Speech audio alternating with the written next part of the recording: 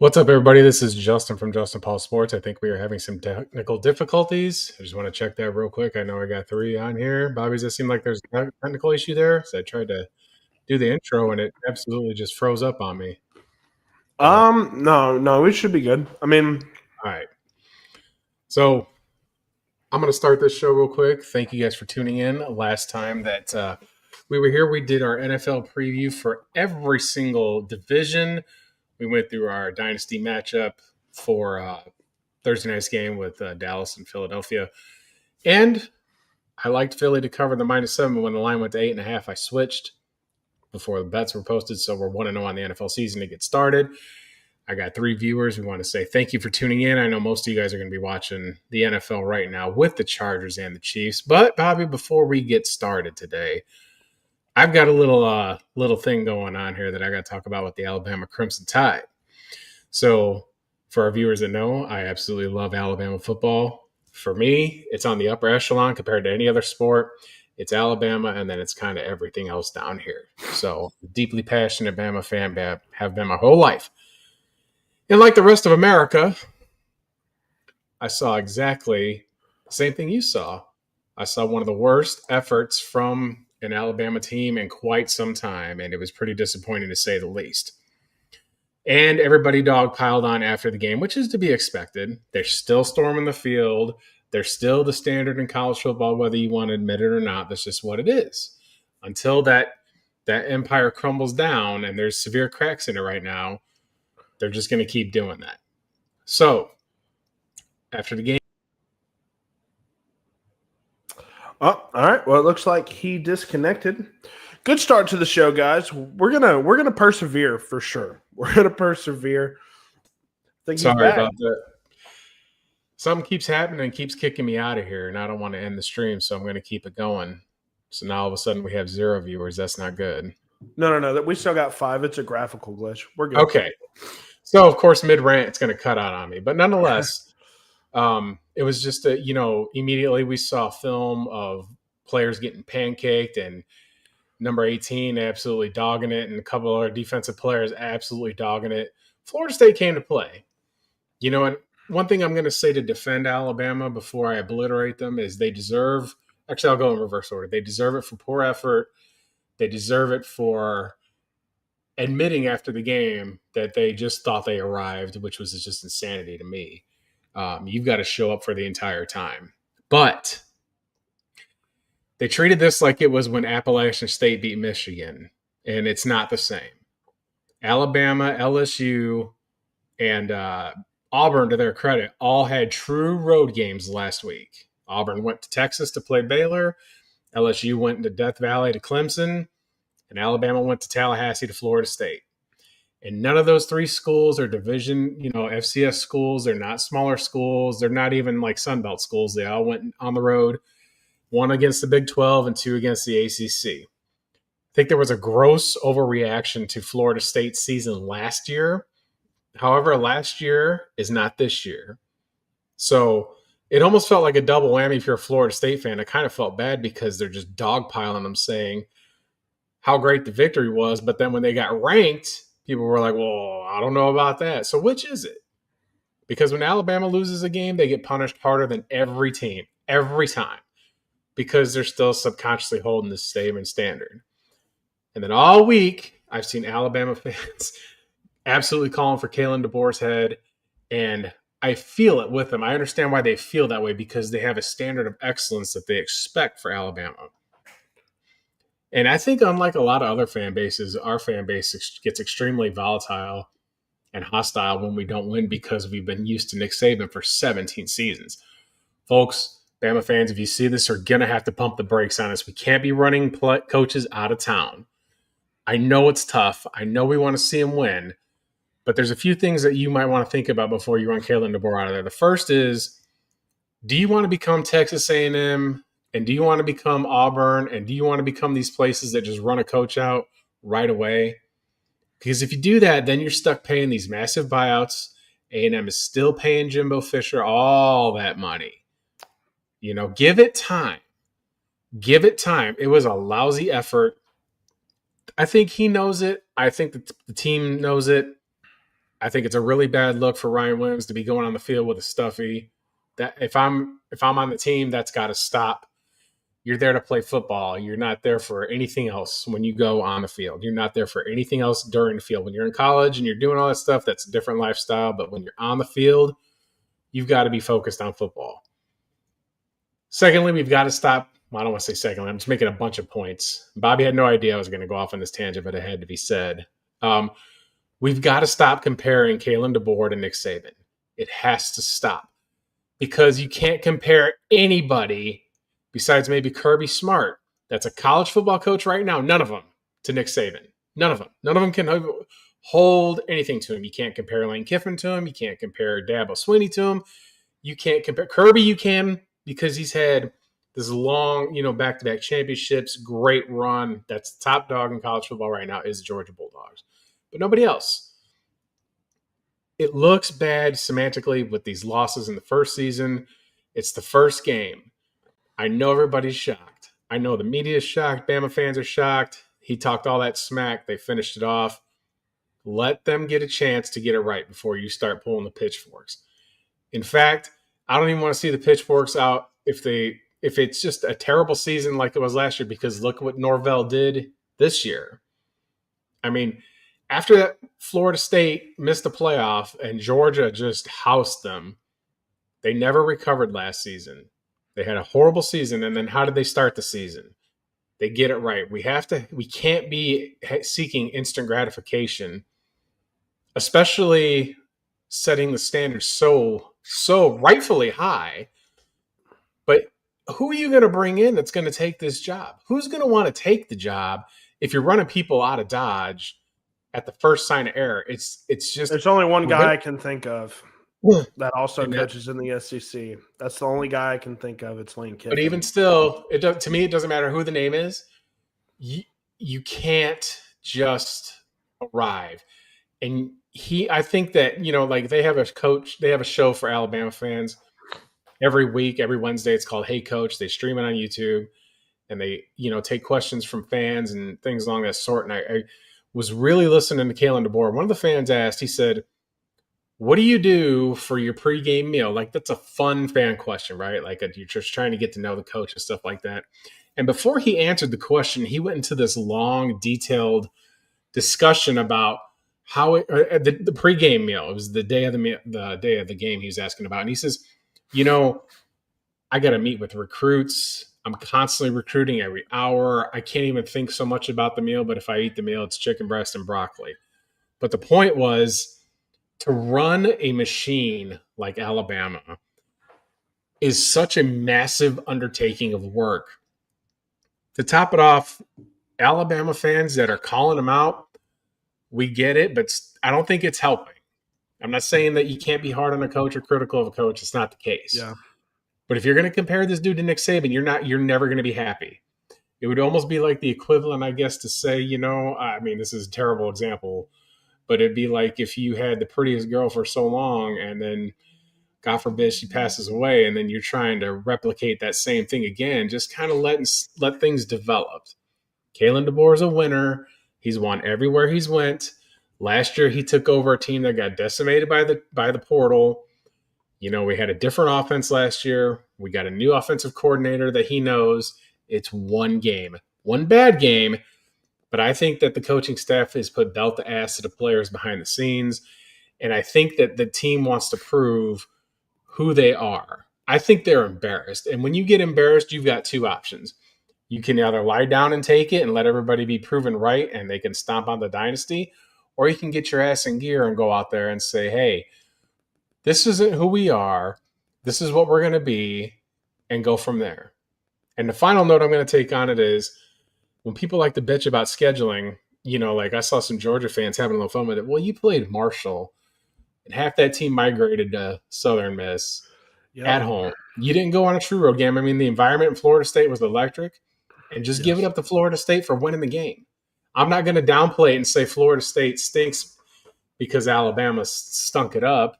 Just sometimes you got to tip your cap to your opponent. And everybody in Tallahassee came with we got nothing to lose mentality. Their quarterback talked all that shit and backed it up. You just got to tip your cap, but you have to move on.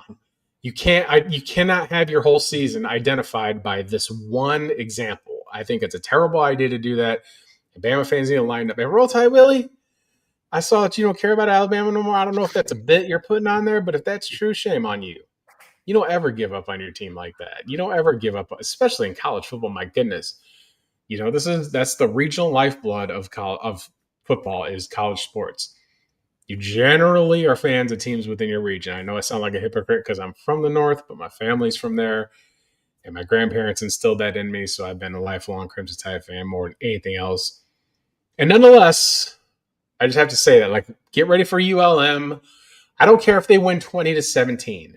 I don't care. Win the football game, keep working on who you are, focus on your job, and get ready to dominate.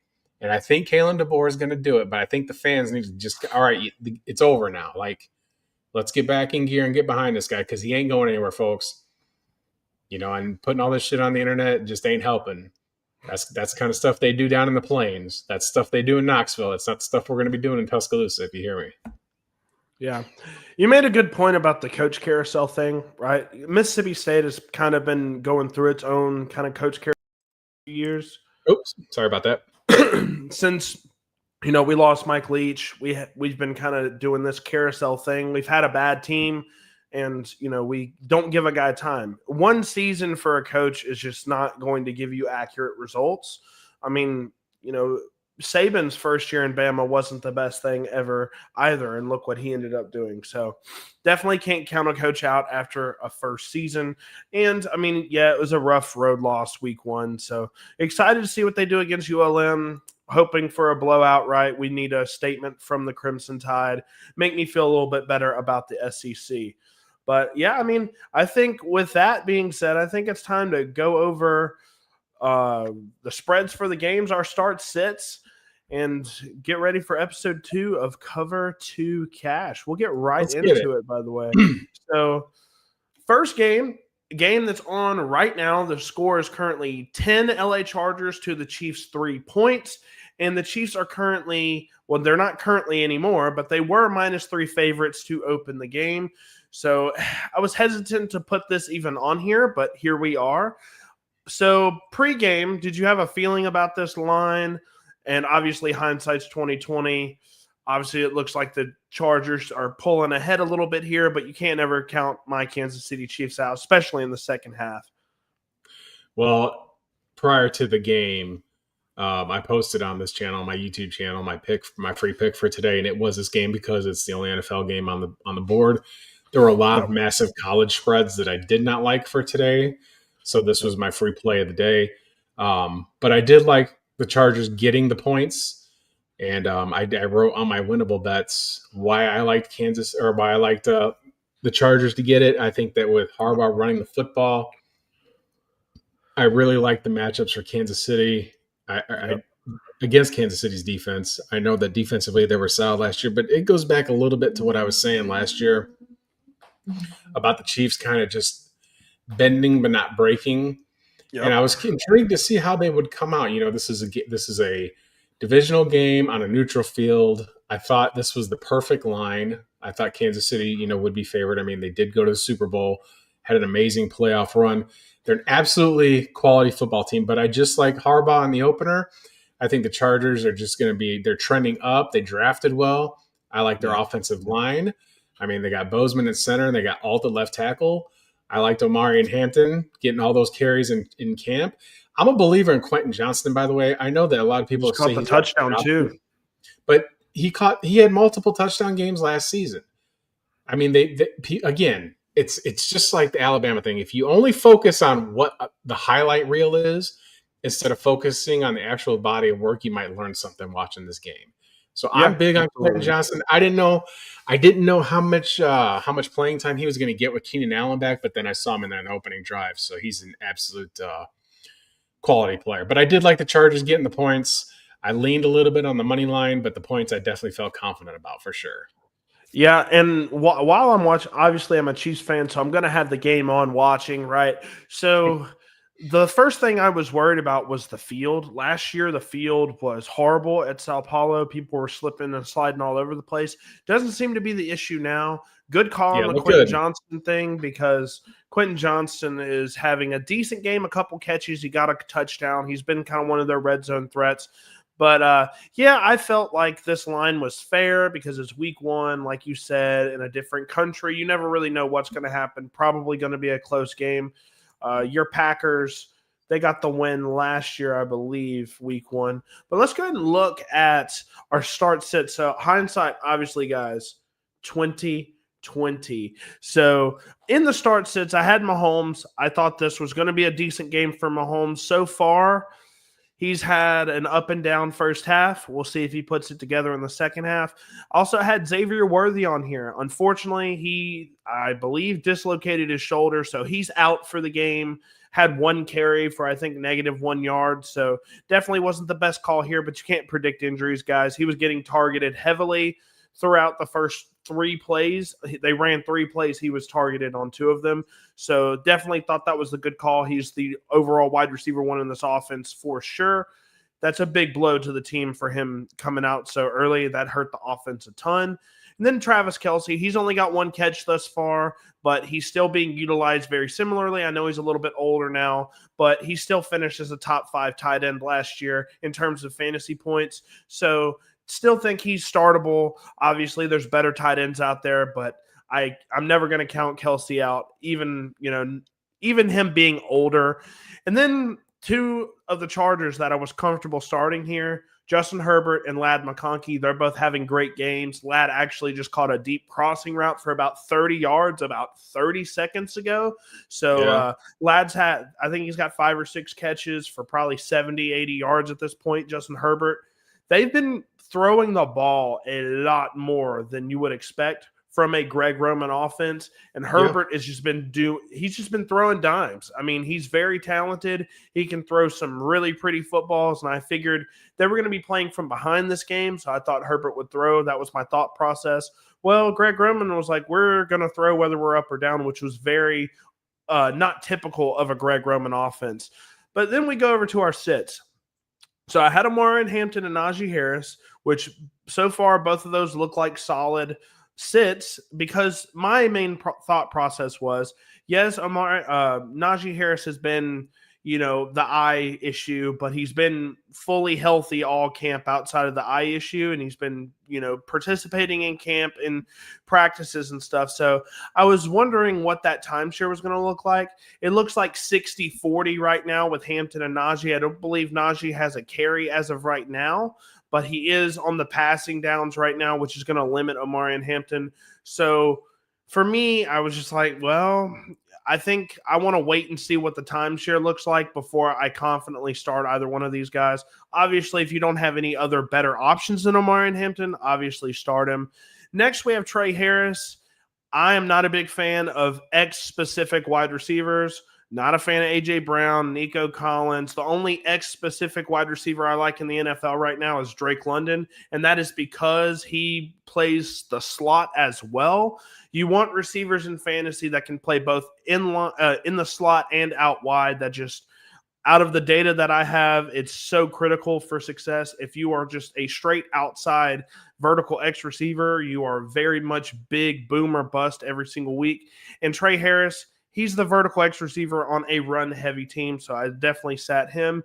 And then the timeshare for the Chiefs. Pacheco looked like a shadow of himself last year. I love Pacheco, but he did not look good coming off the broken leg. I wanted to see him perform first. So far, the run game has been for the Chiefs this game, so I think that was a good call. And we didn't know how many carries Kareem Hunt would get in this game because he actually performed pretty well last year when he got the bulk of the carries. Is there any guy on here that I may have left off that you agreed with to put on either start or sit? Felt like I covered mostly everybody. Hollywood Brown, he's gotten a lot of targets, but I felt like if Worthy was healthy, I mean, there's no chance you start Hollywood Brown unless you're in a super deep league. The only guy I would have started would have been Hampton because it is a Greg Roman offense. I can't imagine sitting him under any circumstance, even if Kansas City's bottling it up. Yep. It's just the way that cookie crumbles. I've made moves to get him in a couple leagues because I am a believer in Omarion Hampton for sure. Yeah, and with Omarion Hampton, especially in Dynasty, he's a great asset to have. It was just for me. I think Najee Harris is going to be annoying for at least the first half of the season, especially when he's fully integrated into the offense. I think they paid him enough to where it's gonna be a timeshare, and when backs are in timeshare and Omarion Hampton doesn't have the most pass catching upside as well, it just kind of limits his weekly upside. But definitely in terms of talent, Omarion Hampton is definitely like that. But now we're going to go to some games that aren't actually on right now, so we can actually give some a real preview thoughts without giving hindsight. So it's the Giants going to Maryland is where they play, right? That's correct. Landover. Yeah, Landover, Maryland. They're playing the Washington Commanders. The Commanders are favored by 6 points via Cut. We'll be talking about Cut a little bit later if you're curious about what that logo is. If you did not watch last week, I'll give my Shame thoughts on you. here. Shame on you if you did not watch last week. Shame. Last week was electric, guys. Yeah.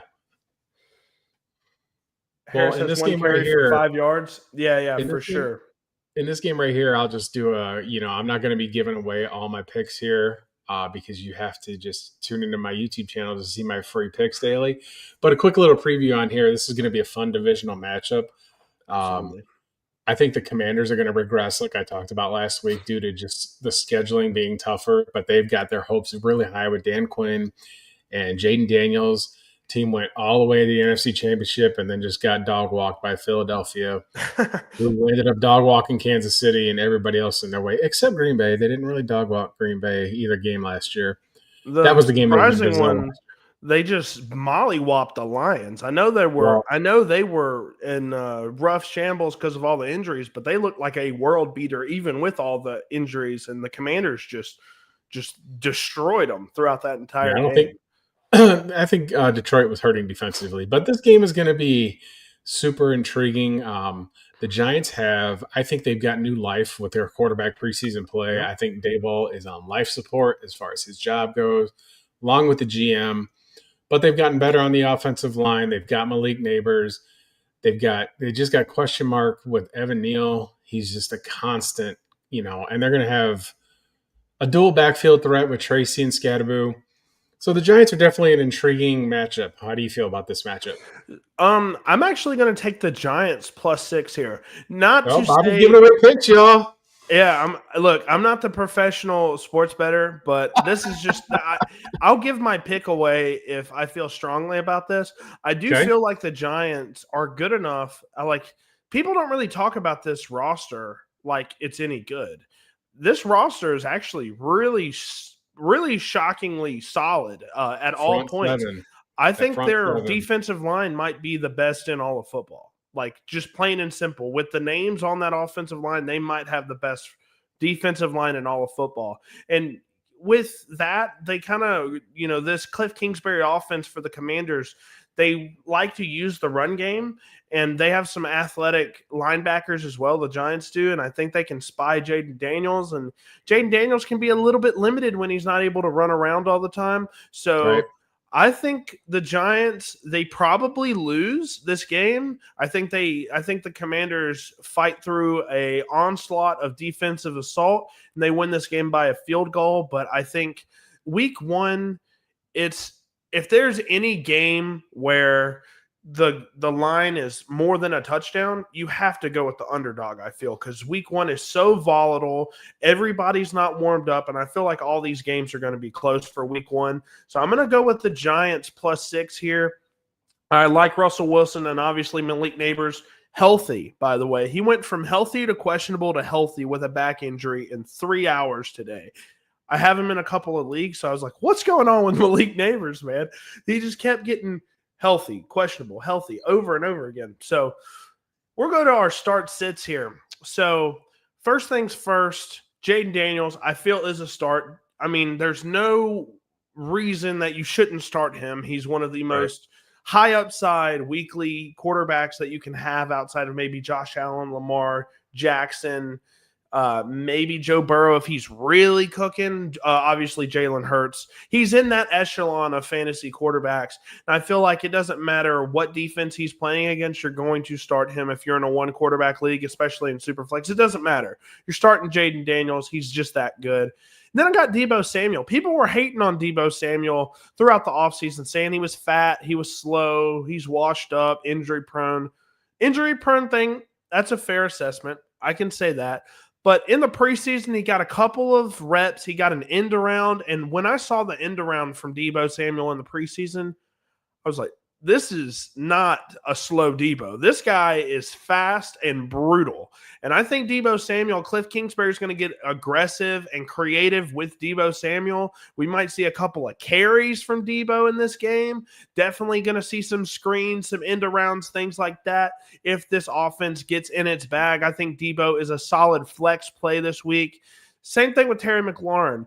Actually, fun fact, Terry McLaurin was on the red side of this bracket when I made it about a month ago because at that time he was not signed.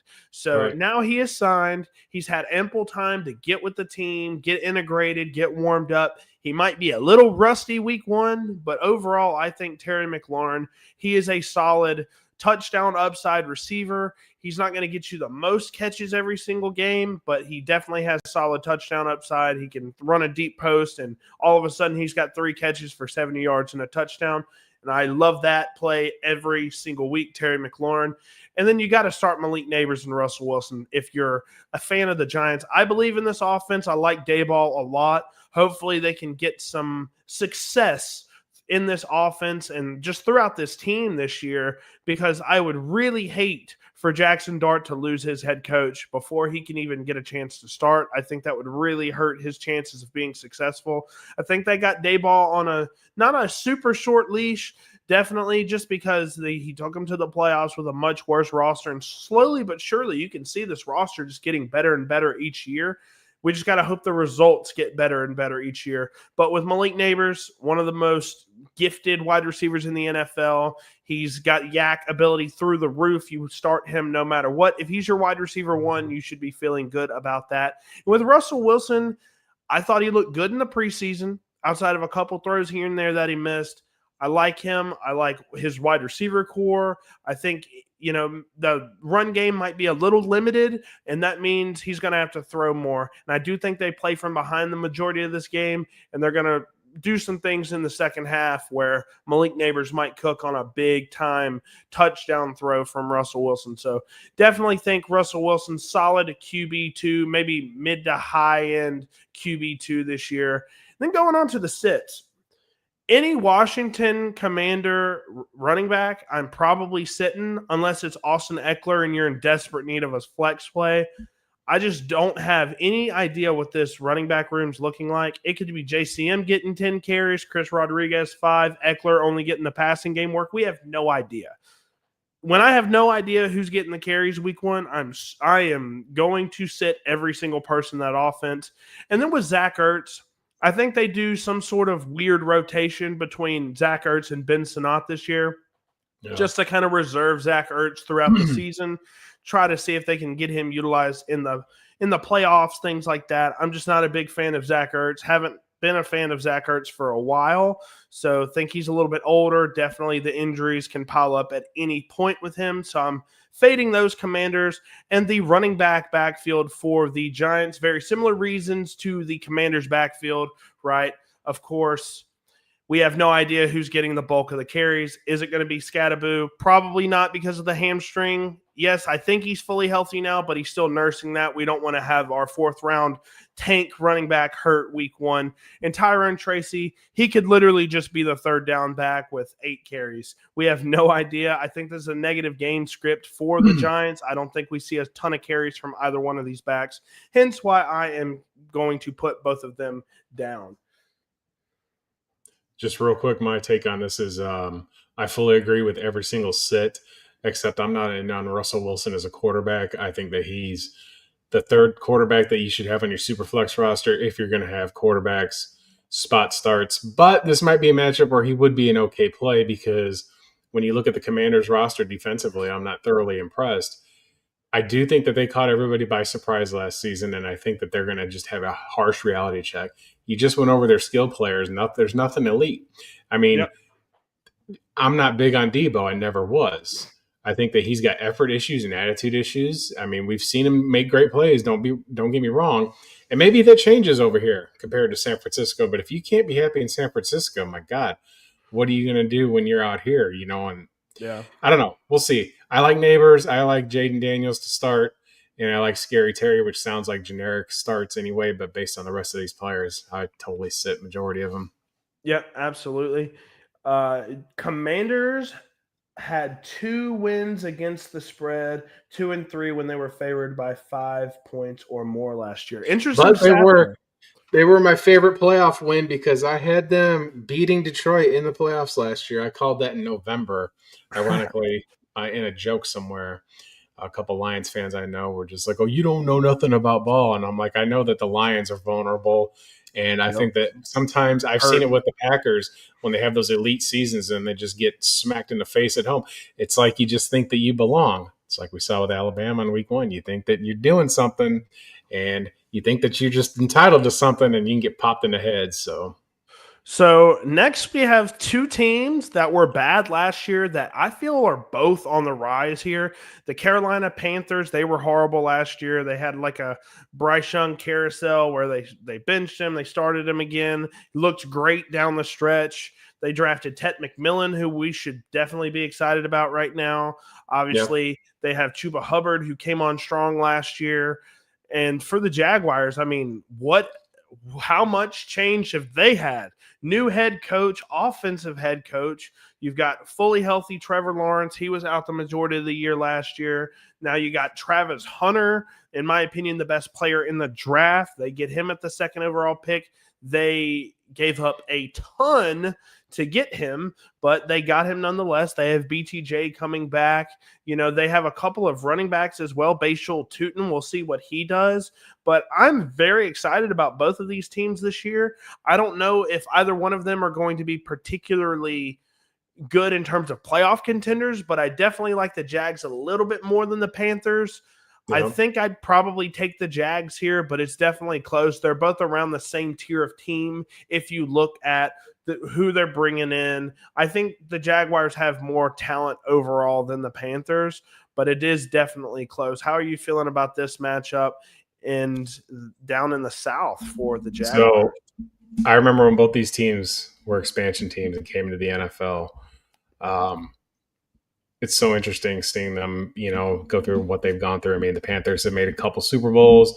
The Jaguars have made a couple AFC Championship games in their careers or in the tenure of their existence. Obviously, the Panthers have had, ownership issues with Richardson and things along those lines. But nonetheless, we're talking about this game here, and it is a optimistic day on both sides of these teams. But like you said, I do think Jacksonville's got better skill players. But I wonder about the matchups for. I think the Jaguars defense is going to have a better day than the Panthers defense will. Even though both these teams have good defenses, and Chuba Hubbard can run the ball, Bryce Young is coming into his own. He's got Ted McMillan, but the only edge that I'm going to give in this one is Carolina's coach has a year under his belt now. Dave Canales has a year under his belt with Bryce Young and getting that straightened out and working with these players. And he's got a year with Chuba Hubbard and he's got Tet. They got good players on defense. This is a brand new coach for Jacksonville. Although Jacksonville's got the better quarter, I don't want to say too much better because he really hasn't been electric in the NFL. I'm sorry, Jags fans and Clemson fans, but Trevor Lawrence is got to prove it. Yep. And we just don't know which Trevor Etienne, or is it Trevor or Travis? Travis is the Jaguar. Trevor, ironically, is on the other team. Yep. So Travis Etienne always has these red hot starts to the season, and then last year he really faded out. Yep. If he could stay healthy, I think that he's on notice. Not super on Tootin, and I'm not big on Tank Bigsby too much. So I think that Chuba Hubbard is better than all those guys. But if Etienne starts off like he normally does, then I think there's absolutely a chance the Jaguars win. This is a great, perfect, ideal Vegas line at -3. It's going to be a fun I game. agree. I'm looking forward to kind of seeing how this one plays out. So you'll see some of my starts here. You might see some shocking sits as well. But before you get into that, all these players, except for one, in my opinion, are either now or will be Dynasty stars. Actually two. There's two on the sit that I don't care for, but everybody else, even though I know that some are sitting, these are all players that you need to be playing. I mean, I'm just I know Bobby's going to break all these players down, but like Tootin doesn't have enough tenure for me to want to start him in a fantasy format and under any circumstance. Or Tanks Bigsby. He's got all three running backs for the Jaguars on the bench. Yeah. I like Travis to play. I've got a couple shares of Travis because I know that we've seen the flashes of talent. And sometimes when you have a year when you fizzle out, you're going to kind of prove it. So, and I'm not big on Leggett as a player altogether. I know he's big, but he only had one great season in college. And to me, that's an indicator to where you're an avoid at all costs. I was kind of apprehensive with Carolina trading in the first round to get him because I know they wanted an option, but I think he's going to fizzle out. But out of all the sits, I do like Travis. I do like Chuba. Yeah, I'm seeing from Philly Mike there. He's saying Jalen Carter got suspended for the 2025 NFL season. I'm not seeing that. I'm not seeing anything on any of my sources on X. I think you might have got, man. Break this down. I'll research it while you break it down. So let's go ahead and look. So I'm not a big fan of the Carolina defense, especially their corners outside of the one guy that they have, J.C. Horn. I do like him a decent amount. But Trevor Lawrence, I think, is going to bounce back. He's in an offensive system now, finally, that I think he can thrive in. He's had some of the worst coaching ever as far as, his NFL career thus far. Now, like Justin said, he's got to prove it this year. He got the money. They invested in him. He's got to show that he is at least a above average starting quarterback in this league. And this is the year that, I think he knows it. Outside of an injury, he's got to show it. And I do think he's going to show out at least for this first game. So I'm starting Trevor Lawrence for sure. Brian Thomas Jr., if you're not starting him as your wide receiver 1/wide receiver 2, I don't know what you're doing. He's got big playability at any given point. He will catch an 80-yard bomb out of nowhere. That's just what he does. And then Travis Hunter, I think he'll play at least 80% of his snaps on offense week 1 just to get him integrated on one side of the ball. Guys, it was never realistic that he would play 100% on both sides of the ball. That's just not going to happen, especially in the NFL. He's going to play wide receiver because they don't want De'Ami Brown, I believe.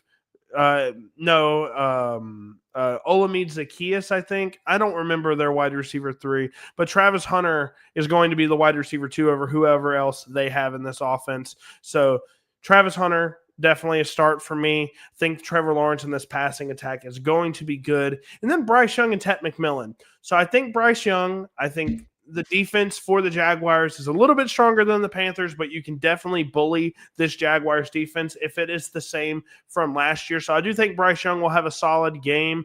If you have better quarterbacks that are up the ladder from Bryce Young, maybe not, but I would feel good starting him if he was the only other guy that I had on my team. I don't feel bad starting Bryce Young. I feel pretty good about him overall. And Tet McMillan, man.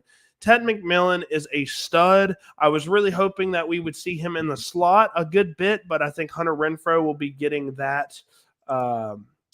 I think Tet McMillan will be outside the majority of the time here. So I do think he still gets a lot of receptions on these short to intermediate routes. Tet has really good yak ability to be as big as he is. So definitely like Tet here. And then for the Jaguars, I got all the running backs for a sit here.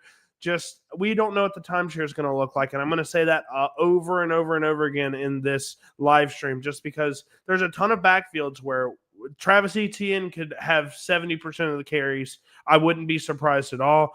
or it could be 30-30-30 for all of these guys, and then none of them are fantasy relevant outside of a touchdown. So Yeah. definitely not starting any of these guys. If I have any good option, the best one that I would feel about here is Travis Etienne, because he did look good throughout the preseason. And Bashal Tootin, he's got the speed to really just break a big run out of anywhere. You saw Miles Sanders be somewhat relevant on one big carry. So Bashal Tootin is another one. But, I mean, I would rather so many other flex plays over Bashal Tootin right now. And then Chuba Hubbard. Now, Chuba Hubbard, I think, is a decent start if he's the only running back that you have, but I'm a little bit nervous about Rico Dowdle. I know that sounds a little crazy, but Rico Dowdle was very good for the Cowboys last year, and they brought him in. I know they didn't pay him very much, but I feel like they could take away a lot of Chuba's carries from Rico Dowdle. I just want to see if they're going to continue to use him in the workhorse function like they did last year, because blatantly last year, nobody else was healthy. It was literally just him. I don't know if he replicates what he did last year. I think it's going to be kind of like a one-year wonder for Chuba, even though I love how he runs. He's a big physical runner. I'm not sure if he's going to be able to replicate that. So he's a sit. He is a show me and I'll start you type of player. And then Leggett, I feel, has so much potential, even after his very underwhelming rookie campaign. I will say the offense was horrible last year. So, he was not a fan of that. He gets ejected in the preseason. I love the personality of Leggett. I love the Everybody story. does. Look, you can barely understand what he's saying. But you can't hate a man that eats raccoon. Exactly. Look, I love the guy. Love that he rides horses. He's a super athlete. Guys, let me emphasize that. He is a super athlete. What he can do is turning around, accelerating, decelerating whenever he wants to. Very, very impressive. He's just got to work on his hands, has to become a wide receiver, really. He didn't really do that much at South Carolina until his final season as a senior. So we got to hope that he progresses and gets better. I think he's a good hold asset in Dynasty. But in terms of starting him right now, absolutely not. I don't think he's ready. He probably needs another year unless he proves me wrong this year. So definitely not big on Leggett right now, but he is a guy that I think has a lot of potential and can grow into a very good X wide receiver. So I guess we'll go into the next game since you kind of already broke those down. Very interesting game here. We got two quarterbacks playing. We got two quarterbacks. Yeah, let me lead in on this one. Let me lead in on this one. So we got Aaron Rodgers, who went from the Jets to the Steelers, and Justin Fields, who went from the Steelers to the Jets. So who's really getting the sentence here? I mean, the NFL has a way of just putting this stuff out. They like to do this stuff in week one. They did it to Rodgers and before when he had his premiere for the Jets, and they do, what was it with was it Buffalo or Russell Wilson when he went to Denver? They played in Seattle in week one. They just have a way. They know what they're doing. It's entertainment. Don't be fooled. This is the NFL. Fields did it as well versus the Bears, I think, last year. Maybe I'm wrong about that. So this is one of the games that I'll give away. So we got the Steelers who got DK Metcalf. They lost George Pickens. They've got Caleb Johnson, and they've got Jalen Warren back there. They've still got, we're going to find out if that defensive tackle, if he's going to play or not. He's still holding out. Okay. I imagine he suits up, but that's a big part of their defensive front. Casey Hayward. Yeah. And as far as the Jets go, I think that, the Jets, Aaron Glenn is a former Jet. I think that he's changed the attitude in that facility. I think that the wide receivers, I've heard Garrett Wilson was not pleased with Aaron Rodgers. Devontae Adams is out the door. So it's really kind of more of a – both of these teams are going to have emotional value in it. Rodgers, just for the Steelers, more so than anybody else, but the Jets' entire team is going to want to kill him. Because it was just such a piss-poor divorce there for how he walked out the door. And he, went public about it and said how Aaron Glenn and the team flew him out there just to say no thanks. Aaron Glenn, in a presser the other day, was like, yeah, I ain't having it. Quit asking me about it. So he's got some sore issues with Aaron Rodgers for some reason. And I'm going to take the Jets and the points at home here just for that reason. I don't know if they win the game outright. 3 points, I'm going to take it. You're a home dog. That's always a spot where you want to take the points in week one. I mean, these are two teams with new quarterbacks. one of them with a new coach. I mean, Mike Tomlin's got this history, but they are on the road. And Rodgers, I think, I can't remember if I said it on this show or not, or if I was just telling other people, but I think this is where I think this is his farewell season internally. He knows it, and I think he just has an amazing season. But I'm going to take the points. But it's definitely my second favorite game of the week, besides Packers Lions. This is and I'm not talking about betting. I'm just saying just to watch as a fan. Yep. Because I am an Aaron Rodgers fan, clearly, and I want to see him do well. But I know the Jets are hungry, and Gangrene's going to want to get after him. It's definitely the most entertaining matchup, in my opinion. Yeah, I'm leaning the Steelers here just because I am a lot bigger fan of Mike Tomlin right now. Aaron Glenn, first-time head coach, versus a roster that I think is really poor. I think it's just really poor across the board. I like Braylon and Brees. I like Garrett Wilson, and they don't have much else. Not a great offensive line. They have one receiver that I'm feeling somewhat confident about. The running game, I don't know if that's going to be there. The defense, I do like Sauce Gardner, but they've lost a lot. They have Quentin Williams, Alabama alumni, but, I mean, they just don't have a lot of talent. They have some talent here and there, but, overall, the roster I feel like is pretty weak compared to the Steelers.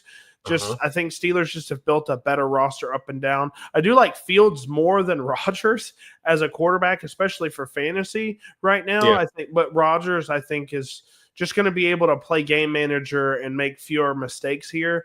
That's just kind of what Rodgers has done. I think it's close. Like I said, I think it's a close game, but because of just what's at stake.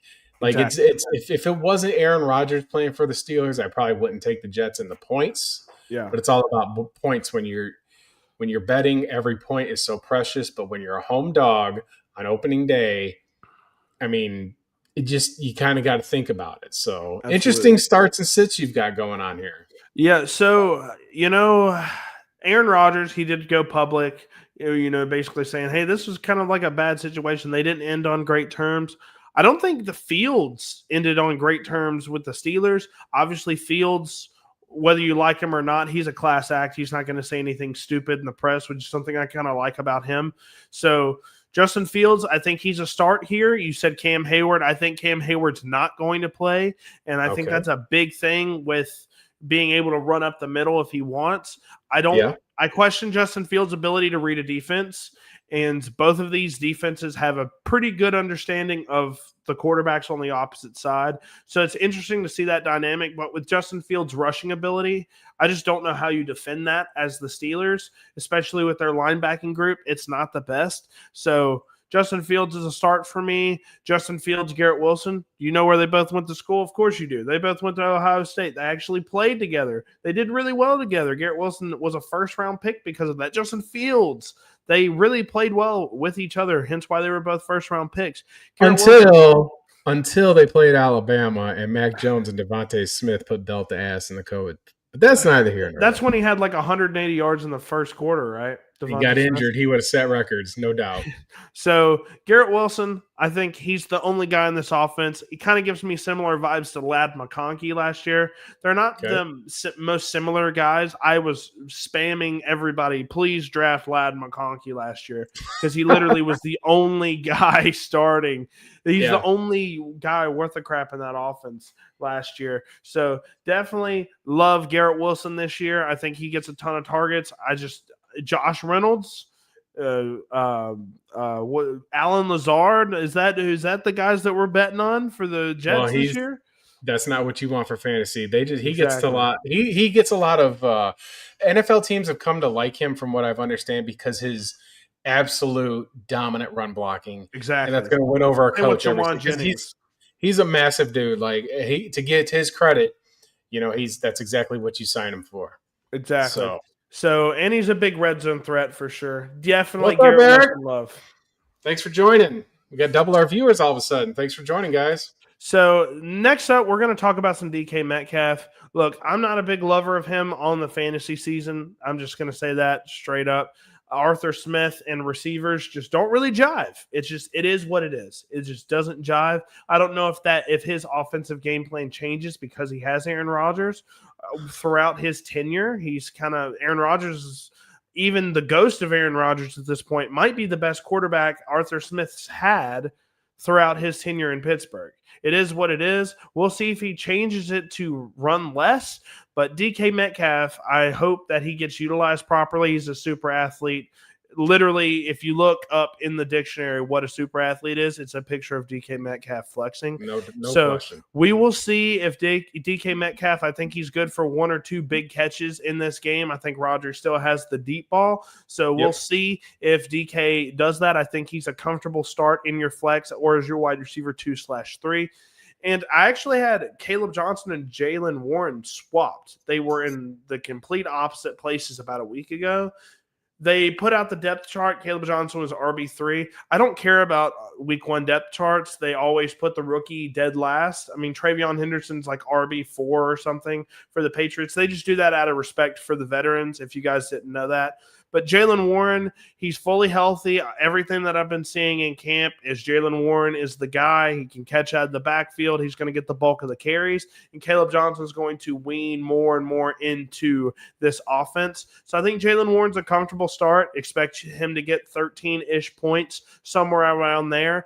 And we'll see if Caleb Johnson gets utilized on the goal line. I hope so, because he's a very good downhill one-cut runner. Kind of reminds me a lot of Derrick Henry in some ways. I know that's a high bar to be giving to a rookie, but Caleb Johnson reminds me a lot of Derrick Henry, just not as great in terms of top speed. And the last guy I like, obviously, if you're playing regular fantasy football and you've got like 7 starters total, Roman Wilson's probably not a guy that you're going to want to be starting, but this is a guy you need to have on your radar right now. If you're in deeper leagues, I'm starting Roman Wilson for sure. His projection, I think, is like 4 or 5 points right now, but as a slot receiver, Aaron Rodgers has been dumping it off a lot lately. Over the past 2-3 years now, he has been dumping it off, and I think Roman Wilson will get a ton of receptions. I kind of feel like he's going to be like this year's Wan'Dale Robinson. If you guys had him last year, you know exactly what I'm talking about. So keep your eyes on Roman Wilson if he stays healthy. Last year, he was out all year as his rookie campaign. Basically, I think it was one snap and he was done. So kind of under the radar guy for sure. Then for the sits, I do have Aaron Rodgers. I just don't think he has a lot of explosiveness anymore. He's just a dink and dunk type of quarterback now. Maybe he gets 1 to DK on a deep shot. But just with him, he's very limited in terms of his rushing ability now. And he's just kind of like 3.5 to 4 yards per attempt. It's just not something that you want to be banking on. And especially with the run game, Arthur Smith is going to spam runs in the red zone. So be aware of that. Next up, we have Caleb Johnson as a sit. I really didn't want to do this, guys, because I love Caleb Johnson a lot. But I have to be aware of what the situation might be. And I think Caleb Johnson might not. I don't know, man. I just don't know if Caleb Johnson's going to be getting a ton of carries at least week 1. I think he's a guy that you want to sit on your bench now and wait until Arthur Smith ends up liking him, because he gave Najee Harris a ton of carries last year and he was very inefficient. Caleb Johnson is efficient. He was very efficient last year at Iowa. He lifted that offense up by himself, basically.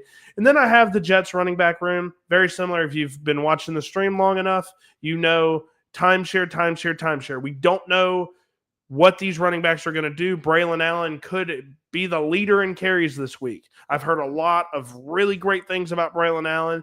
But then you have Breece Hall, who's been really good in the past. He's a great pass-catching guy, so we'll see what he does. And then they have Isaiah Davis there, who's impressed a lot last year and throughout camp. And I've been hearing a lot of rumblings throughout Jets camps, and Jets beat reporters are even saying Isaiah Davis is the third down back. He's going to get all the passing down work. So if that's the case, Breece Hall is unstartable for me, and Braylon Allen is the tank in this offense, maybe a 2-down plotter, goal line guy. We'll see. I don't have any clues. I'm staying away from both of them. And then last but not least, all right, I'm just going to go ahead and say this. I'm Mason Taylor hater. Biggest Mason Taylor hater on the planet, okay? And I don't know anything about the guy. I've never watched an interview about this guy. I watch his tape, and I almost want to throw up. LSU, his tape at LSU was horrible. He was legitimately a detriment to his team in the run game. I am shocked that he was a day 2 pick. I have no idea how he did that. An Well, early day 2 pick. He was I a got that second same round pick. feeling about Tesla for Detroit. I couldn't believe that the Lions went and stretched out on him. And then everybody's got the hype on him for the preseason, but like it was kind of the same thing with him. So I know where you're Well, coming we'll be from. talking about Tesla in a little bit. Don't you worry. Don't I'm you not worry. worried. There's more hate to go around. But Mason Taylor wasn't thrilled with him as an athlete. Didn't test very well as an athlete either. Just not really. Just for me, I just don't see a lot of upside there. I know he was a second round pick. They don't have much there for the Jets either. I'm just not a big fan. I'm just not a Well, big fan. Justin sometimes Fields isn't really known for throwing to tight ends outside of that 1 year with Komet. So he's just not for me. I'm not starting him. I hope he proves me wrong. I know he's got some family members that are NFL people as well. Just not for me, man. He's just not going to be on my radar until he starts going crazy. I just got the flip a little bit on these real quick. Like I'm starting Aaron Rodgers because, because like the commenter said, he's petty, and I think he's still got it in his tank to get it downfield. I mean, he's got cement in his feet, but I think that this defense has vulnerabilities to where he knows how to exploit them. Fair enough. And I would start Brees Hall until further notice. There's can be a lot of speculation. He's way too talented. He's a year fully recovered from that ACL injury now. And I think that he's got something to prove against the Steelers, against Aaron Rodgers. Again, sometimes these things matter in sports. And when you're petty like that, you're going to put on your best performances. I'd put him over Jalen Warren, I think, because I think Warren's going to split the backfield with Caleb Johnson. They paid him backup running back money. So I don't know if he's even going to be there after, I think he's your bench, in my opinion. But overall, a good list. Yeah, Overall, for good. sure. Look, we've seen guys a year removed from the ACL. I mean, look at what Javonte Williams did literally just last night, Look right? great. 2 touchdowns. Look, I wanted to talk about the Cowboys real quick, just on a slight tangent. The Cowboys were expected to get blown out. Everybody was saying they were going to get destroyed, right? That defense played hard. They didn't spy Jalen Hurts. That hurt them a ton. But they played really good, like downfield. Hurts couldn't really throw anything past 5-10 yards. And Javonte Williams, is he explosive anymore? Not really. But he played his ass off, man. He played physical. He was not going down. He's a great goal line guy now. He earned my respect, and for sure, I'm selling him in every Dynasty league I have. But definitely like what he put on tape. I watched the All 22 actually this morning for Javonte Williams. Definitely like what I saw, but still just not a big believer in the Cowboys running game. I'll be selling him for a good chunk of change now. For sure. But next up, we have 2 rookie running backs debuting in this game. It's the Las Vegas Raiders going to Gillette Stadium against the New England Patriots. New England are -3 favorites. I actually like New England here. You have any quick thoughts about this line? This is again. I do have thoughts on the line. This is a default Vegas line because we don't know. We got Mike Vrabel coming in to run the Patriots. We got Pete Carroll coming in to run the Raiders. The Raiders have better players on the defensive side of the football, in my opinion. I know that they lost Nate Hobbs to Green Bay, but they got Eric Stokes, who's been looking okay in preseason, but I've seen that story before. Yeah. Game should be really close. I mean, they both actually, I think Ramondre is starting for New England. And I've had discussions with people that are Patriots fans that just say that his job is over. I like to remind people that New England paid him. They did. It's not like they paid him a little bit. They paid him a 4-year deal. I don't think that this backfield is just Travion Henderson arrives and takes 3 downs every time. I really don't. I think that he's going to actually be this. I mean, I know it's a hot take because he had that electric hot, offseason and he's so fast, but I just don't think he's the lead back here. But I like how Drake Mays settled in. But man, who was catching the ball for them? Like it's just, I mean, It's a hodgepodge. It's a just hodgepodge for sure. this is a game that I would stay away from when it comes to betting, just because you just don't know. You got Brock Bowers. How's the offensive line going to hold up for Geno Smith? Last year he got pulverized, and it absolutely affected his play. I mean, Seattle couldn't block anything. They were just, what is that called? the turnstile. They were a turnstile, just giving up everything. So if he gets better protection, he can be an absolutely quality quarterback there. And, he's got Jacoby Myers. They got Brock Bowers. It's just, there's holes on both of these rosters to where I wouldn't want to touch this game with a 10-foot pole. But it should be an exciting matchup. Let's just put it that way. Yeah, It should be absolutely. fun. Absolutely. I think both of these running backs are going to get very much involved. I know you're not the biggest on, Ramondre is somebody that got paid, but just every time I see Travion Henderson touch the football, it's like, I don't know how you're not going to be able to start that guy. Like, I think that they're going to have, I think this is what I think. This is going to be like Montgomery Gibbs, is how I foresee this. I don't think that Vrabel's ready to give up on Ramondre yet. Because I think I think that he's going to be, because he's so big. And last year he had a bad season. And usually when you have a bad season and they draft somebody to replace you, you're going to step your game up. I mean, he had like 7 fumbles last year. He's amazing So I think that he cleans his game up. And we've seen him do some really good stuff. So that's kind of backfield I think that big the Patriots physical back, man, for sure. And I loved what he put on tape a few years ago. But let's go ahead and talk about it, right? So starts, I love Ashton Genty. I love Drake May. I'm going to talk about Drake May first. Drake May, I think, as a rushing upside quarterback, as long as he doesn't get the concussion bug again like he did last year, he's an absolute must start. I see a lot of fantasy leagues where he's just on waivers in your 1 QB leagues. I think that's just a crime. I think he's a top 10 quarterback in fantasy this year, as long as he's able to stay on the field consistently. Next up, we got Travion Henderson. I get it. Ramondre Stevenson, he's played really well in the past. I view him as a guy that's going to split carries maybe, but Travion is a guy that, like I said, every time he catches the ball, man, every time he catches or runs the football, it's just magic every single time. Now, whether they want to keep him kind of on a pitch count, we'll see. But Travion, for me, is just an explosive play any given touch. So Travion is going to be, for me, he was my RB2 in the class right behind Genty, and it was a very close second for me. And then I have Kyle Williams. Now, Kyle Williams, a lot of people aren't really in on, and I will say, if you're not in a deep league where you're starting like lower end guys, Kyle Williams is not a start for you. But he's definitely a guy that you need to keep your eyes on. If you can put him on your bench, I would. Kyle Williams, great guy to own in Dynasty. He is fantastic. His film popped off of the charts for me at Washington State. I didn't know who he was. I didn't care who he was. I watched his film. I was like 50 receivers deep in the class, and I watched Kyle Williams, and I was blown away. So I think Kyle Williams is going to be one of the better receivers in this draft class. So keep your eyes open for Kyle Williams. Next up, Brock Bowers. I do think he regresses slightly because they did draft 2 wide receivers. Last year, it was literally just him and Jacoby and nobody else. They were starting Trey Tucker every single week. That just can't happen. No disrespect to Trey Tucker, but I just don't feel he's a starting wide receiver talent.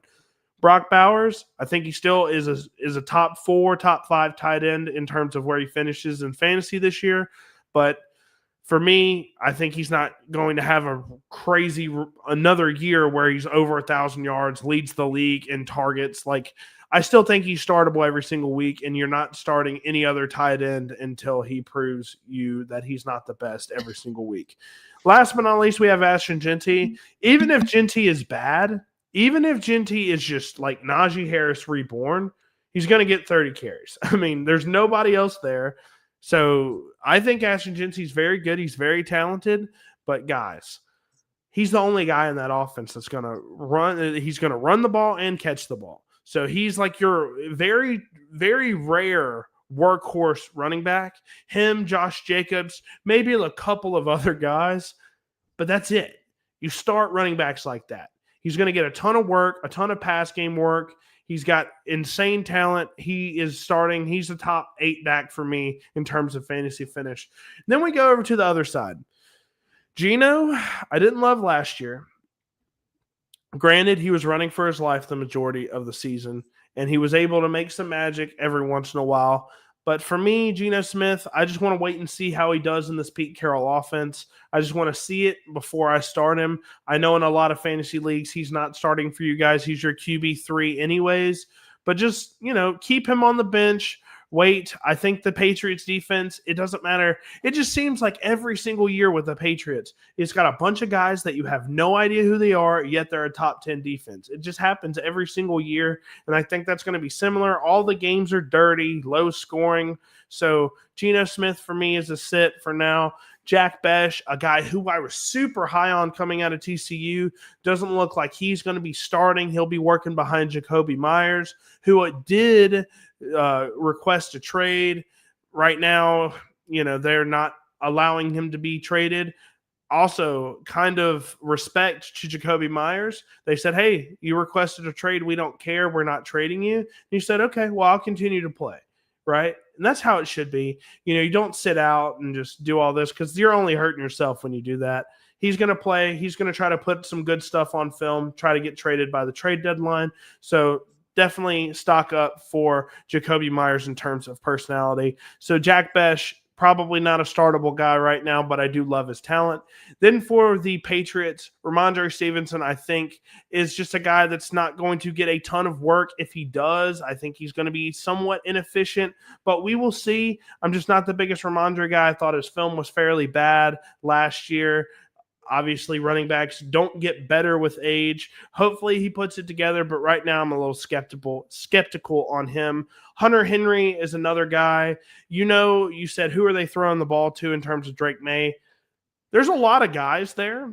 It's just not a lot of good guys. And Hunter Henry, I think, was the guy that was just there and was getting the underneath targets. I think there's another guy in this offense that if he's healthy, he'll be getting a lot of those. Kyle Williams, maybe. Pop Douglas is another guy, right? So Hunter Henry, I don't think he's going to get 14, 15 targets a game like he was getting last year. Just not a guy that I'm starting right now at the tight end position. And then Stephon Diggs is kind of surprising. I think Stephon Diggs is startable, but for me, I'm just sitting him for now because I want to see what his role is in the offense. They did pay him a bunch of money, so I do think he's going to be a focal point, but I want to see what this Patriots offense looks like first before Stephon Diggs gets started for me. Drake May is a start because I know he's going to get some passing yards, but he's also going to run a good amount. So that's why Drake May's a starter, even if I don't know what the Patriots offense is going to look like. So that is my starts. You have any thoughts on that? No, this is actually pretty good. I just wouldn't start Kyle Williams, but the rest of it, Yeah, I I say for Kyle Williams, you're starting him in like a deeper league for sure. And Mahomes just rushed for a touchdown. I like that. 13-13, baby. All right, let's go ahead and go to the next game. Another interesting game. The Cardinals go to New Orleans to play the New Orleans Saints. In my opinion, the Saints might be the worst team in football. But what did I say earlier about lines that are about a touchdown or more? Whew. It's just hard to say because the Cardinals aren't a great team either. At least on paper, last year they weren't a great team. The Saints are definitely not a great team on paper. So I do think the Cardinals win this game, but man, like 6 points. These games are just the field goal games a lot of the time week one. How do you feel about this line? Do you think it's fair? I think it's an even line, but man. The line feels about right. I mean, Arizona does have – I think that Kyler Murray has a year with Marvin Harrison. I live in the Phoenix area, so I've been able to hear more of the beat stuff here. They're super optimistic about what's going on here. They've drafted really well. I mean, they've got Paris Lennon at their tackle position. They've got Trey McBride, who's going everywhere in tight end positions for any kind of dynasty, and he's pushing the ball down the field. Marvin Harrison's due for his breakout year. I mean, the rookie season's over. Him and Kyler specifically said how his chemistry with Marvin has proved exponentially was the word that he used. And I think that's going to benefit this team. James Conner is grossly underrated. The dude gets in the end zone. He scores. He stays healthy. He's still good. It feels like he's been playing football for 1,000 years because Arizona is Pittsburgh's retirement home. It just has been forever. But nonetheless, I do think that the Cardinals have, and they drafted that all-pro corner in the first round of the rookie draft this year. I think that the Cardinals, absolute love him. great He went player. in the second. Yeah, he was a second round pick somehow. He was a second round pick. I think that the Cardinals are a playoff team this season. This is year 3 for Monty running the team and for Gannon as the coach. I think they've bought in. They've seen improvement last season compared to the year before, for sure. I do think that the Cardinals can cover this spread. It is a game where, I wouldn't necessarily fiddle around too much with the spread here. If it gets to 7, I think that maybe that's the arc point, because I think the Saints won't lay down. It's week 1. I think Spencer Rattler's got something to prove. Olave's back. They've still got Kamara. They've still got those kinds of things going on there. I don't think it's a complete train wreck of a team. It's close. I know. I think that a lot of people are just speculating because they're just don't know what to do with the quarterback. Sure. So I mean, it's just a lot. I don't like laying points when I bet. Yep. Arizona does feel like the right play here. But yeah, it should be an interesting game in the Dome. But I don't think that Saints fans are enthused about what they have here, and I think that the Cardinals are apprehensive because Cardinals fans, I'll tell you, like, it feels like a majority of them out here are out on Kyler. But I just don't, blame him, man. I don't blame them. They're out on him, and I think that he's got to prove it this season. His ass is on the line, or they're going to draft a quarterback in next year's draft. If the Cardinals don't make the playoffs, I think Kyler will actually go before the staff. It's just he's got to do it. He's missed the playoffs so many times. For winning the Heisman Trophy and being the number 1 overall pick, these are not the results that you're allowed to have. Absolutely. Absolutely. I feel the same way with Trevor Lawrence, too. And they've drafted well. Like the Cardinals have drafted well. They drafted smart when they got rid of Steve Keim and all those old contracts and letting Hollywood Brown go and letting, DeAndre Hopkins go. And they were on a roll until Packers threw that touchdown and Rasul Douglas picked off Kyler in the end zone, and they never recovered. But it seems like it's been down because that was the end of Cliff. It feels like they've got to do it. I believe in them to do it, but this should be an interesting opening test. This is kind of like what you want to do. See what you're made of. Get a road win. They almost beat Buffalo last year to start the season. Yeah. So that's why I'm saying, like, it feels like that's what I'm talking about with these lines, man. Week 1, you never know what's going to happen. Betting's hard. For all our viewers, it's not easy. That's why I would tell you to never bet a parlay. If you watch me, if you know me, listen to me. Stay the hell away from parlays. If you want to bet parlays, you call me. I'll take your money every day of the week. Because you only have to lose or tie 1, and the house just can win anything. It's a sucker's bet. Be smart. Don't be foolish. Be smart with your bets. Be smart with your money. That's why you tune into Justin Paul Sports. That's what I'm here for.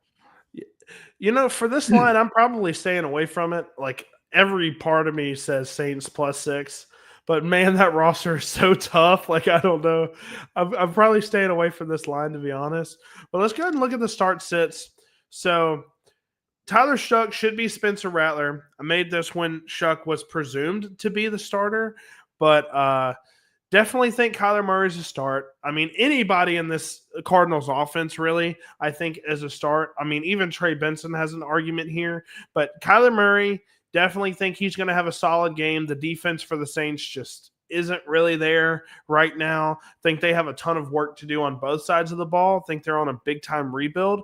But, yeah, Kyler, thanks to start here. Marvin as well. Like I said, you said it first. Marvin Harrison Jr. is due, man. He is due for a big year. I didn't know what to think. I didn't know what to think about Marvin Harrison because I saw a stat line. Didn't watch too many Arizona Cardinals games this year. I watched this film and I was blown away. He is so big and so fast. People don't really talk about how fast he is. He gets off the line ridiculously fast. Loved what he did with his route running. Hopefully they utilize him well this time. I think Marvin Harrison Jr. is a great play to be a top 12 receiver in fantasy football this year. So definitely love that play for Harrison. James Conner, like you said, he's just been super consistent. The biggest thing for him has been injuries. When he's on the field, he's great. He's always been great. He's a big physical running back, gets in the end zone, has a nose for the end zone. So definitely curious to see what he does in week 1 versus the Saints. They're a little weak up in the front 7 area. They're weak everywhere, but their front 7 isn't great either. But I think James Conner can feast here, especially if they're up big in the first half and the second half they're just cruising with James Conner. I think he can rack up a decent amount of points. So definitely like James Conner here. He is a bulldozer. Then Trey McBride. Guys, Trey McBride is just a PPR scam artist to the T. He'll catch things downfield. He's got great hands. But for whatever reason, man, Kyler's just like drag route McBride, like stick route McBride. Like he just loves throwing these routes to him, and McBride's just physical enough. He'll truck you, man. He'll hurdle you. He'll jump over your favorite linebacker any given Sunday. Love Trey McBride. He's a top 3 tight end for me, and he's probably not number 3. So Alvin Kamara is the only guy in this offense for the Saints that I feel comfortable starting. That's including Chris Olave. Yeah. Because with Alvin Kamara, he's going to get a lot of carries. I don't know anybody else in that offense. Devin Neal, not really showing too much in terms of consistency throughout the preseason. Kendre Miller has been due for a breakout like 8 years in a row now, and he's still only like 21 years old. I think Alvin Kamara gets all the carries. He gets all the passing game work. I think with Rattler, he was a little bit scared to throw the deep shot from time to time, and he threw a lot of checkdowns. I think Kamara is going to be a big-time beneficiary of that. I think he's their biggest weapon on offense, and they're going to utilize him a ton. So I think Alvin Kamara, as long as he stays healthy, he could be, emphasis on could be his first 1,000-yard rushing season. So for the Saints here, Tyler Shuck / Spencer Rattler, both of these guys are sits for me. Obviously, I love the story with Spencer Rattler. I am pulling for him big time. Fun fact about Spencer Rattler. He broke Archie Manning's rookie record for passing yards in a season. Can you believe that? He threw 1,500 or 1,600 yards last year and broke the record. So good on that for Spencer Rattler. Maybe that's a sign of things to come. Maybe he's the next Archie Manning. We'll see. But he is a former 5-star recruit. People forget this. Definitely. Like huge hype. I'm going to interrupt you for a second here. So with Spencer Rattler, he had attitude problem, and he went to Oklahoma, and Oklahoma decided to go with Caleb Williams. So Spencer Rattler got out of Dodge. He went to South Carolina, and Caleb Williams followed Lincoln Riley to the USC gig. And Caleb Williams won the Heisman Trophy, and we all know he was the number 1 overall pick. But Spencer Rattler, when he got to South Carolina, he did beat Clemson. He's shown flashes of what he does. And we talked about it before last week when we were going through our season preview. I think there's a huge maturity with him that I just feel like the Saints are going to ride it out with him. I don't think it's just we got to see a full season. Last year, he was super turnover prone, but when you're a rookie, you kind of, he went in the 4th or 5th round. It's not like he was a 5th round pick. Yeah. So he had already, his draft stock wasn't so high, but I think that if he goes out there and just maintains composure and sticks to football, I think the Saints are going to be okay, even with what they got with Tyler Shuck in round 2. So I have to say that I think Spencer's going to be okay in New Orleans. I do. Now, if you guys watched last week, I hope y'all did, but if you didn't watch last week, I kind of said some props to the Saints coaching staff for making the decision for Rattler over Shuck, because everybody thought Shuck was going to be the starter. 2nd round pick. He's an older rookie. He's already 25, has a ton of experience already. He's obviously the starter. There's no point in starting Rattler, right? They let those guys compete, and it's a bad look. Like, the fans are going to be mad at you for starting your 5th round pick last year over the guy you just wasted a 2nd round pick on. Fans just say that. You guys wasted a 2nd round pick. You guys could have got so-and-so, whatever, right? For a guy that's just sitting on the bench. They knew they were going to get backlash for that, but they let Shuck and Rattler compete, and they picked the best guy, and that's what football should be about. Should be about competition. It shouldn't be about the politics. So it's a very good look for the Saints to do the right thing, start, in their opinion, the right guy. So I do like Spencer Rattler. I hope that he has a great year, but tons of questions with the talent around him. We'll see if Kellen Moore can turn it around. But for me, he's a sit for me until he shows that he can have a solid game. And that goes for all the receivers in this offense. Rashid Shaheed, Chris Olave, Juwan Johnson. There's a big question at the quarterback spot. Is he going to be able to reliably get them the ball consistently? We don't know that. I'm sitting all of them very confidently until Spencer Rattler proves me otherwise. And I hope that he has a great game so I can be excited about the Saints again because they are the most local team to where I live. And last but not least, we have the only sit for me. Justin Herbert is just dropping dimes. Trey Benson is the only sit for me. I think James Conner proved last year that he is the guy. He can be consistent. I love Trey Benson's talent. I think he's got a ton of stuff in the toolbox for him to use. But for James Conner, I think he's the short-term play here, at least until he gets hurt, and then Trey Benson skyrockets in value. So I think Trey Benson is a valuable guy to keep on your rosters, Dynasty specifically. So for now, James Conner is going to be the workhorse until he gets hurt or he moves on to another team. So definitely like that. We're going to keep it chugging along. Browns at Bengals. Bengals favored by 6 points on the road versus the Cleveland Browns. So obviously the Browns have some of the same situation, same issues that the Saints have. Quarterback issues. I think Joe Flacco is solid enough to where he can win you some football games. The Bengals, big story for them was great offense last year, terrible defense. And I don't know how they did it, man. They look even worse this year on paper as a roster on defense than they did last year. I don't know how that's possible. I know they signed Shamar Stewart. They have Trey Hendrickson back after all the drama with both of them, but they cut their leading tackler from last year. I like Logan Wilson a lot, but there's literally nobody else on that roster that I like. You got maybe Shamar Stewart is something, but he didn't do anything in the SEC in terms of production at all. Trey Hendrickson, I love. Logan Wilson, I love. Outside of that, there's nobody. I think they genuinely could have the 32nd best defense in the NFL. How do you feel about this line? And do you think that defense is that bad? This will be a free play here. So I'm taking the Browns and the points all day long here. First of all, Joe Burrow struggles in Cleveland. That's like been an Achilles heel. I don't think he's won a game there. I'm not joking. Like he has serious issues when it comes to the Browns. I mean, obviously they got Jamar Chase, they got T. Higgins, they've got Chase Brown, they've got Gesicki is their tight end. They're absolutely loaded offensively. I agree with you defensively, but the biggest point that I'm going to make here on this team, but the Browns is, first of all, this defense is absolutely smothering. The Browns defense is a Super Bowl caliber defense with Myles Garrett up front. They've got Mason Graham.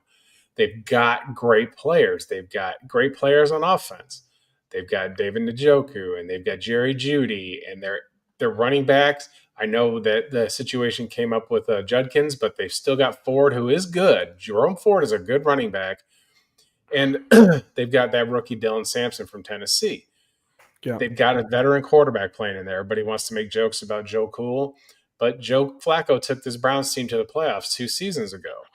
Now, I don't think he's going to have that kind of lightning in a bottle, but I don't think he's going to give the game away. I'm taking the points all day long here. All day. There's the absolute controversy with Shedeur Sanders and Dylan Gabriel, but they're not playing the game. I think the Browns are going to put this to rest. I think this game is a field goal game. Bengals maybe pull it out. If the Browns win the game, I wouldn't be shocked, but I think that they've had Burrow's number. They have. It's not, I think, it's just been the case. But I think that this is a game where the Browns try and shoot the clock and keep the Bengals offense off the field, and the Bengals can't get the Browns off the field. They're just going to run it down their throats. That's the smartest approach to this football. I'm serious. Like, you just run with Ford and Sampson all day and make them tackle you, because I like the Browns offensive line. And like I said last week, I got a super hot take on the Browns. If Deshaun Watson comes back, I think he's going to go on a tear. I just think that he's going to go on. If the Browns are – because it's the first time in his career since Clemson that I've seen where this dude is about business. Yeah. He had that run in Houston, and then all that stuff with the scandal and the contract and the injuries. Yep. So that's just a hot take. But I'm taking the Browns and the points here. Yeah, so for me, I feel kind of the same way here. Like I said, when you're favored by a touchdown – it's just hard for me to bet you. You know, if you have 6 points, that's the spread. Week 1, who knows what happens? Right. And Joe Burrow, notoriously, this is something that we didn't mention, is a super slow starter in the regular season, right? Last year he looked bad. The year before that he looked bad. So yeah, for me, definitely going with the Browns here. Their defense is good enough for me, and I think they have just enough talent on offense to get it done. So definitely agree with you there. I think that's one of the better plays of the week. But I will say, look, you would never expect to see Joe Flacco about 8 months ago on a start list for week 1 versus the Bengals. But here we are. Obviously, Joe Burrow, Jamar Chase, T. Higgins, auto starts for you. If you have T. Higgins as a wide receiver 2/3, you're feeling great. Jamar Chase, if you were drafting regular fantasy 1 QB leagues, Jamar Chase was probably a top 3 pick for you. In Dynasty, he's absolutely the wide receiver 1. I'm seeing him go as high as the 105, 104 in startups. And Joe Burrow, I mean, as long as the kid stays healthy, he's one of the best pocket quarterbacks in the NFL. That dude is just a surgeon. And yeah, he missed the playoffs last year, but not because of him. That dude was lighting it up last year. So definitely think all 3 of these guys are great starts for the Bengals. Not much to say there. It's all pretty obvious plays. Then I have Joe Flacco. This is like the worst defense on paper in the NFL right now. Joe Flacco is not afraid to go out there and throw for 400 yards and 3 touchdowns.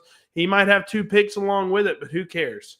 So Joe Flacco, he's my guy for week 1. I think he can have a top 5 finish in week 1 for quarterbacks. So definitely think he's startable for sure versus Bengals defense.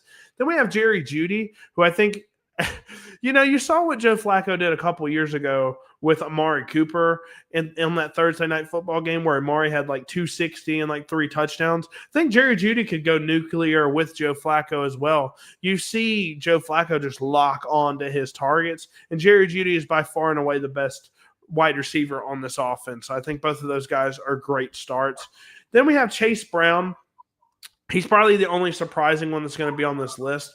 Not a big fan of Chase Brown, man. I know a report came out last week that the coach said we are tailoring the offense around Chase Brown and his abilities. No, you're not. I mean, what? No, you're not. You have a top 5 paid quarterback. You have 2 top 10 paid wide receivers. You're not running the offense through your 5th round pick from last year. You're running your offense through the guys that you paid. Yes, Chase Brown might have some good stat lines here and there. I'm just not big on the talent for me. I'm just not big on the talent for Chase Brown. I'm a Chase Brown hater. I think he regresses a lot this year, but we'll see. I like Taj Brooks. We'll see. I could be completely wrong about Chase Brown, but he's one of my biggest fades this year. Then we have Mike Gesicki. Mike Gesicki was one of those guys that kind of came on strong while T. Higgins was out. And while T. Higgins was there, he's basically invisible outside of a couple catches here and there. So definitely sitting Mike Gesicki until T. Higgins inevitably gets hurt again. Yeah, it's interesting. With the sits and the starts, I'm fully on board with everything with Joe Burrow. Like you said, I mean, he's just absolutely electric. Jamar Chase is wide out 1. T. Higgins can be a wide out 1 on any other team, really. Joe Flacco has an opportunity against starting defense. Jeudy is great. Chase Brown. All the benches I agree with. I mean, Dylan Sampson, we just don't know. So, exactly. Yeah, I'm kind of the same way about Jerome Ford as well. Just those guys, we just don't know what the timeshare looks like. So definitely Cedric Tillman is a guy that's a depth piece. He's not very relevant unless he scores a touchdown. And David Njoku, I think Harold Fannin Jr. can be a lot more annoying than people will expect. He's a good player. I like Harold Fannin Jr. a lot, but now we have a line that I don't really agree with at all. It's the Miami Dolphins going on the road versus the Indianapolis Colts. Wide receiver room, Dolphins. Quarterback room, Dolphins. I like the coach more than Shane Steichen. I think the coach is better. I think the defense is better. Outside of the running back room with JT, I think the Dolphins clearly are the favorites here for me. I would take the Dolphins +2 here, unless I'm missing something. Yeah, I think that with this game here, I think there is some kind of interesting intrigue as to why the Colts are favored, but I think it's because They've still got Jonathan Taylor, and they've got great players on defense. They got a better offensive line. The Dolphins have no pass rush. They're really buying into Daniel Jones down there. It's still this shocking move, kind of like how you felt about Spencer Rattler getting the position down there in New Orleans. I thought it was I thought Anthony Richardson was going to get the job here. He must have been absolutely just piss poor or something to just not get the position. I mean, the media dogpiled him on that first preseason game when he didn't see that blitz coming. We even went over it on the film a little bit, that he's just got to be able to make those plays. Yep. And you can't lead a franchise that. I think Shane Steichen's feeling the heat here. I think his seat is hot. Yeah, I mean, the absolutely. owner passed away. And, I mean, I don't know why they're 2-point favorites either. That feels a little – but I think that they're thinking lowly of the Dolphins with the Tyreek Hill situation and because they don't have a pass rush. But I just want to see how Indy can defend Hill and Waddle and all these guys who are healthy. I mean, Devon Achane, pick your poison. If Devon Achane finds one little sliver of a hole, he's cooking. It's just you're not going to catch that dude. Fast, absolutely electric offense. But I also think with the Dolphins, the reason they might be an underdog too is because I think there's a culture issue with Mike McDaniel. I mean, like he got really snarky with the media yesterday. Like you just gotta. I don't know if he's the right mental fit to be a football coach. He's got great schemes. I mean, he loves Tua and he loves that and has got him to where he's been a competent quarterback. But I think the way that he addresses things is so nonchalant and passive aggressive. Yeah, that it kind of wears off on your football team. So, maybe so. Interesting game. Yeah, I will say about the pass rush thing, people didn't think the Broncos had a good pass rush last year because they were like, who's this Nick Bonito guy? Then all of a sudden, I mean, you know what I mean? So Nick Bonito just got paid. So we'll go ahead and look at the start sits here. I have a couple of surprises here, but we'll go ahead and talk about Tua. Tua, when he came back from injury, looked like a world beater at quarterback. He doesn't have any rushing upside. I hope to God he doesn't rush the ball anymore. But I think this passing attack can go back to what it was in 2023, man. This passing attack in 2023 was lethal. They haven't changed any personnel or anything like that. So I think Tyreek Hill, Jalen Waddle even more so. I think these guys can have bounce back seasons. No, Tyreek's going down the CTE rabbit hole. We'll see how he does. We'll see how we'll see how Tyreek Hill does. He's not a captain. I don't know how that's going to affect his mental, but hoping and praying that he's still the same Tyreek Hill from 2023 where he was on pace for 2,000 yards. So like the passing attack here for the Dolphins and the tackling from the Colts is atrocious. So Jonathan Taylor, I think he's the clear-cut – he's one of those workhorse backs that I was telling you about that, like, there's not many left anymore. Jonathan Taylor's a true workhorse. When he's healthy, he's a must-start every single week until he gets hurt, of course. And Tyler Warren, my hot take for Tyler Warren was he leads the entire roster for the Colts in receiving yards, I think. So find yourself somebody who loves you like Bobby loves him some Tyler Warren. He's one of my favorite players. Yeah, it's absolutely. I love it. It probably doesn't hurt that I also played the position. Tight end position. So, definitely love what Tyler Warren brings to the table. Shane Steichen's going to absolutely dial up some diabolical plays that include Tyler Warren. And then for the sits, Daniel Jones, I think he is probably one of the worst starting quarterbacks in the league. I think Spencer Rattler might legitimately be a better quarterback than Daniel Jones. He looked bad in the preseason. I thought Anthony Richardson looked better with his tools. I think they went with Daniel Jones because Anthony Richardson has proven he can't read a defense or adjust protections at the line of scrimmage. I think that was the main reason. If you guys watched the video that just dropped today on my channel, said Riley Leonard is a good stash in Dynasty right now because genuinely Daniel Jones and Anthony Richardson might just magically still suck. And Riley Leonard could get a couple of starts this year. And all of a sudden, if he does good in those starts, he might be the starting quarterback of the Indianapolis Colts in 2026. So remember when I said that. Hold on. I don't think that they'll magically suck. They just do. Like, oh, yeah. That was satire for sure. But for me, it's like I think they're going to dump it off to Tyler Warren a ton. Josh Downs has been dealing with a hamstring injury that just won't go away. I love Josh Downs as a player. I did a film breakdown on him, loved what I saw, but it's just Is he fully healthy? We don't know. And Michael Pittman, Daniel Jones, I just don't know how that dynamic's going to look. Michael Pittman Yeah. was great a couple years ago, but was not good at all last year. And then you see Devon Achane on here.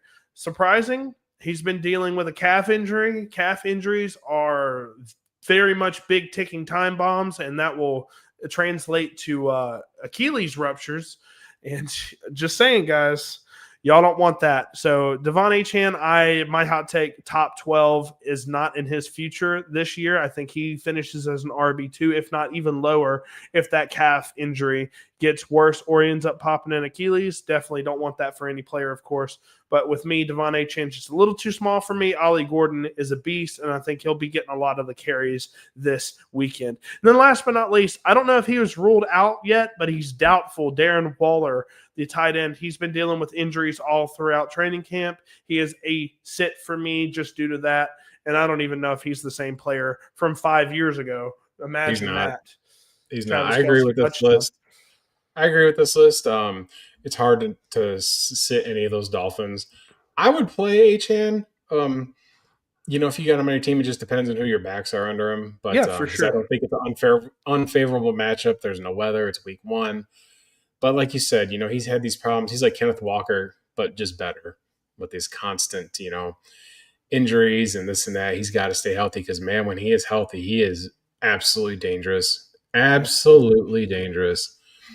What a game that'll be. Week 1's got some really compelling matchups. I mean, everybody's 0-0 and everybody's undefeated, but everybody's also winless. And I think the Colts are going to end up having a rotten season and Steichen's out the door. And I think a new coach is going to come in there. I don't know how the owner feels about Chris Ballard, and I think that they're going to be drafting Drew Aller next year or Carson Beck or somebody in the first round. I think they're going first-round quarterback next year. And there's Way to go, Carson Beck, right? Like, holy goodness. Dude, I was like, this guy I can't never throw thought he with was pressure in terrible. his face. I never thought Carson Beck was terrible, I but agree. like Georgia fans just absolutely ran that man out of town, and we're gonna see if that was the right call.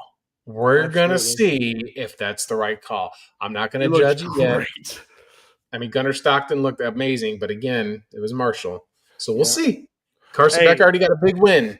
He got a He big got win, a much needed So, win, and dude, speaking of winning, yeah, what a better time about talking about winning than looking at Cut, our new sponsor. If you guys didn't watch the last episode, I'll let Justin go over this one, but love the Cut app. We've been going crazy. Actually, I am 7-0 on Cut over this past weekend. I'm going to be getting that even more and more this weekend on the NFL and college. Need to get in there, talk some shit in the private chats every time I win. If you've played against me, you know you have a DM waiting on you whenever I win. Go ahead and tell them a little bit about Cut and what type of services these guys provide. American sports betting, absolutely at its finest here, but it's not just sports. You can bet on politics. You can create bets. That's the interesting thing about Cut. You can create your own bets. Like I saw that I followed them on Xclude, and the owner of Cut has a bet on how long Travis Kelce and Taylor Swift are going to stay together. He's put $1,000 up on it.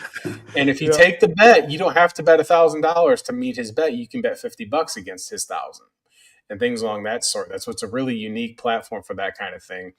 But he's got all the sports, all the sports are up there. The CFL, if you follow my channel, you know that I do CFL picks all the time. NFL, any sport, the app is super clean. This isn't an overseas. It's super clean. I mean, the owner's great. And another person that's associated with Cut, we're trying to get something scheduled to get him on the show, but I'm not going to announce it until I can finalize it. That'd be a nice little treat for you college football fans. I'll just say that. Absolutely. And but it's a great platform, and if you use that code Cover2Gas, you get a nice little sign-up bonus. We want you guys to use the app. We want you to bet your friends. We want you to bet people you don't know. I wanted to bet yes on the Cowboys the other night. he wanted 8.5. If you're willing to take 8.5, I'm gonna take it from you. Is the way I feel. Absolutely. So you will find odds too that go the way that you want to bet. You can even like tease and all those other sorts of things. It's an amazing sportsbook app. It's based in the United States. Payouts are quick and prompt. You can pay with crypto. You can pay through your bank, through your debit card or your credit card, things along those sorts, whatever it is. easy setup, amazing platform. Follow them on X at CutBet, KUTTBET. I mean, the owner's on there posting all the fun stuff. It's not a boring follow where he just posts Absolutely. promotional stuff all day. I mean, it's just great stuff. So we love Cut. We're looking forward to spending the season with them and beyond. So sign up today.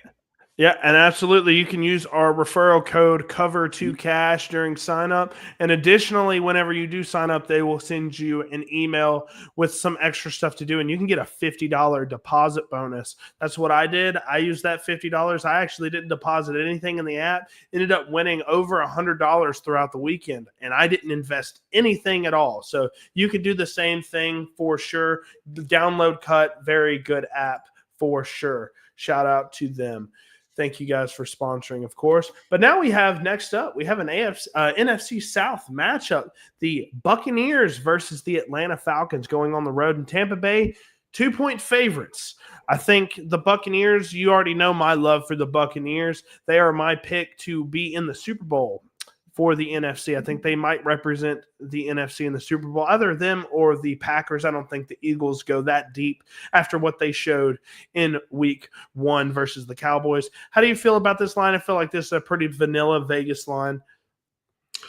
Well, I'm not going to give away the play, but this is going to be one of my plays that you're going to have to pay a whopping $5 for. But I do like the NFC South matchup here. We talked about the NFC South last week, how it's the most fun division in the NFL. The NFC North is serious business. The AFC North is serious business. The West is kind of laid back and cool on both sides of the ball. And the NFC East is all those little rivalries. The AFC East has just been a lopsided mess, top heavy, no matter who wins it. But this division has all those good slapping Southern folks just hating the hell out of everybody, including Florida. So you got And they just hate Atlanta, each New other. Orleans, Tampa, and you love to see it. It's always fun. The games are fun. I'm looking forward to this one. But this is one of my. This is going to be a 3-unit play for me. So that's why I got to hold it to myself. 3-unit play. Look, 3-unit play on this game for me. So it's one of my favorite plays of the week, especially with some information that I heard today. Because for those of you that follow me, you know that I love to follow the lines. I do love fantasy sports. Don't get me wrong. absolutely. But when it comes to college football and NFL, I love to follow the lines and bet totals and things along that sort. But this line is absolutely begging to be devoured. Send me a DM on X at Justin Paul Sport, and I will work something out and get you set up. Can't wait for this one.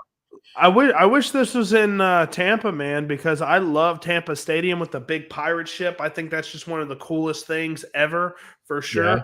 So we'll go ahead and go into my start sets. I'm not really sure about the line there.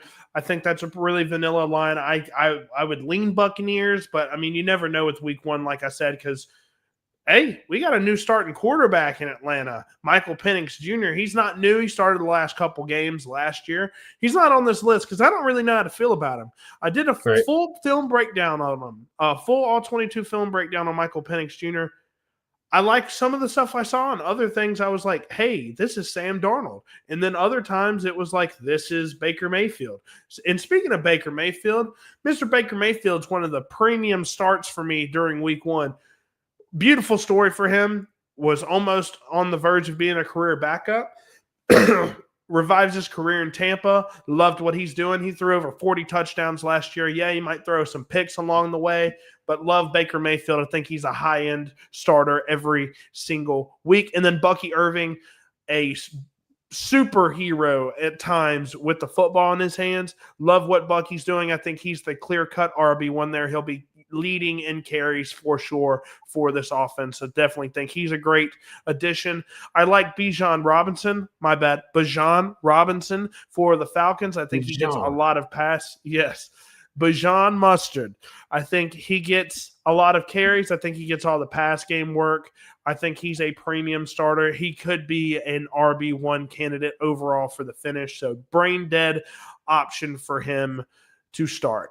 Drake London, he's my pick to win the wide receiver 1 overall award. So we could have a wide receiver 1 and a RB1 overall finish from the same team. I think this offense has that much upside. Drake London, he's my pick for that. He's an obvious start. If he's your wide receiver 1, you're feeling good about it. And then Kyle Pitts. It's his year, guys. Trust me. We've said this for the past 4 years. It's happening this time, okay? They're using them out wide, not in line anymore. You just have to believe me. It's happening.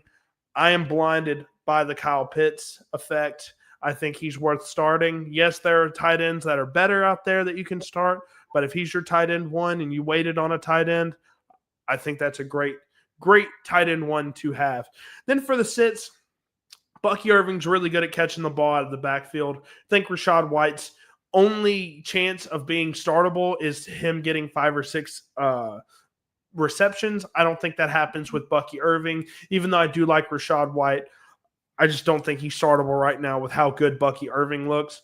And same thing with Mike Evans. I just don't know who's the guy in this offense for receptions. Is it Mike Evans getting 8-9 attempts, 8-9 receptions a game for over 100 yards? Is he still that same guy? Is Micah Parsons going to get lost between all the different wide receivers that they have on this offense? I think Micah Parsons could be startable, absolutely, but we just don't know what he looks like right now. So I'm waiting and seeing on him. Same thing with Cade Otton. He was underwhelming. The only way he was relevant is when everyone was hurt. And then Darnell Mooney, he is doubtful, I think, for this weekend, so definitely benching him. Overall, pretty straightforward cookie-cutter stuff for me this week. I'm starting Egbuka, but due to injuries, I'm starting Mike Evans every single time. Dude gets 1,000 yards. I think both Evans and Egbuka can get 1,000 yards each and 10 tutties. I do. I think that I don't, because Godwin's injured, McMillan's injured. I think that their starts. But the rest of your starts, I agree with, and I would bench, Rachaad White and Cade Otton and Darnell Mooney. So good stuff there, Bobby.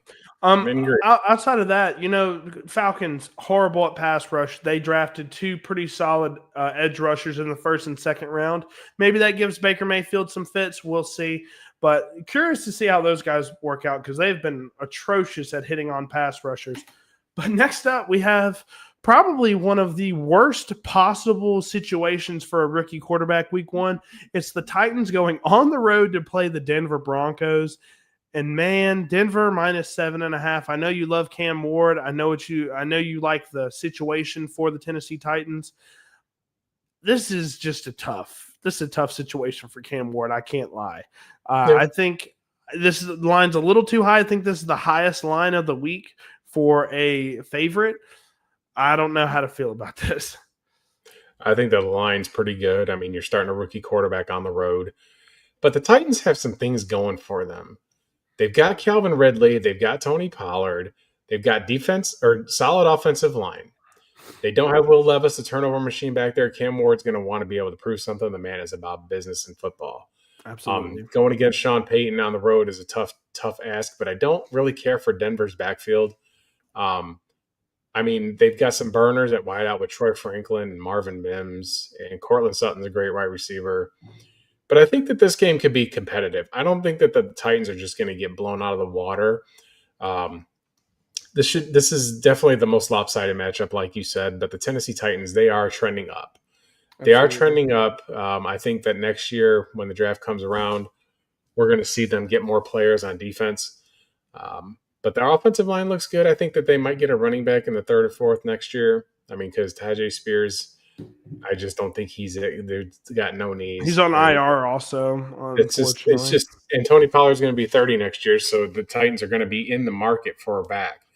And they may get one in free agency, who knows? But, it just depends on who's going to go where. But 7.5, I think the Broncos, if the Broncos blow them out, it wouldn't surprise me. Yeah. But I think that the Titans are going to play pretty solid. I hope so. That would be a great statement to make, right? But I just want to say this real quick. I guess I should have had Quentin Johnston on the start because he has 2 touchdowns today. Looks like the Chargers are going to wrap this game up with 5 minutes left. So if you guys own QJ in Dynasty, you should definitely get rid of him like right now. But let's go ahead and go over this Titans-Denver game. I like all of the pass catchers for Denver. Bo Nix, I think, is phenomenal. I think he impressed a lot of people last year. They had some doubters. People didn't think he was a first-round talent. He proved everybody wrong. Sean Payton got his guy. Cortland Sutton, I think, is good for a couple deep balls a game. Has phenomenal hands. probably gets a touchdown in this game. I like Pat Bryant a lot. This is kind of similar to Kyle Williams. If you're in a deeper format, I think Pat Bryant is a sneaky flex play. If it is your regular fantasy football league, probably not even rostering Pat Bryant. I think he's going to start in the slot. They got rid of Vele, who was very solid for them last year in the slot, because Pat Bryant is that good. I think he's a really solid option in your deeper leagues. Then Evan Ingram, I think he's going to have a very good season this year if he stays healthy with the Broncos. This is the perfect offense where it's quick passes, perfect for Evan Ingram's skill set. He will be a great starting tight end for you this year at a budget price in Dynasty and Fantasy. Then we have Calvin Ridley up next. Cam Ward just spam targets this guy. He's one of my best plays right now at a value in Fantasy and Dynasty. I think you guys should be starting Calvin Ridley this week. He's probably the only guy right now that I would be starting for the Titans until Cam Ward proves me otherwise. And I'm going to take a second with Cam Ward. I've said this a few times. I've said it on X. I've said it on my YouTube channel. Cam Ward has a tough ask of him. I like a lot of what I saw on film in the preseason. He plays a little late. He tries to play hero ball a little bit more. He doesn't take the easy completions at times. He did the same thing at Miami, but makes crazy throws, jaw-dropping throws from time to time. I just don't think he's going to be able to do that versus this Denver Broncos mixture of great secondary options and pass rush. I think he's going to struggle today. I'm going to bench him, but man, if he shows up and gives you a good performance versus the Broncos, the Titans may have found their franchise guy. This is going to be a big test for him, but even if he struggles, I'm not out on Cam Ward. This is a tough ask for any rookie quarterback. Elick Ayomanor, I know we're both real big on Ayomanor. We just got to see it first. I know he's the wide receiver 2. I think he's officially the wide receiver 3. He's going to be the other outside receiver. If they run a lot of 11 personnel, it's going to be Ridley. It's going to be Ayomanor on the outside. It's not going to be Van Jefferson, guys. Trust me. Tyler Lockett. Tyler Lockett. He's a slot guy. Tyler Lockett's a slot guy. He's going to be playing the slot in the 3 wide receiver sets. But like Ayomanor, we just got to see it first. He's kind of a raw type of player. He's got a lot of development to go. But we are loving him in Dynasty right now. Chig Okonkwo, he's another guy. He might get a few catches, but this defense, I'm just really hesitant to start anybody against this Broncos defense. They are that scary. If they pick up where they left off last year, it's going to be a problem.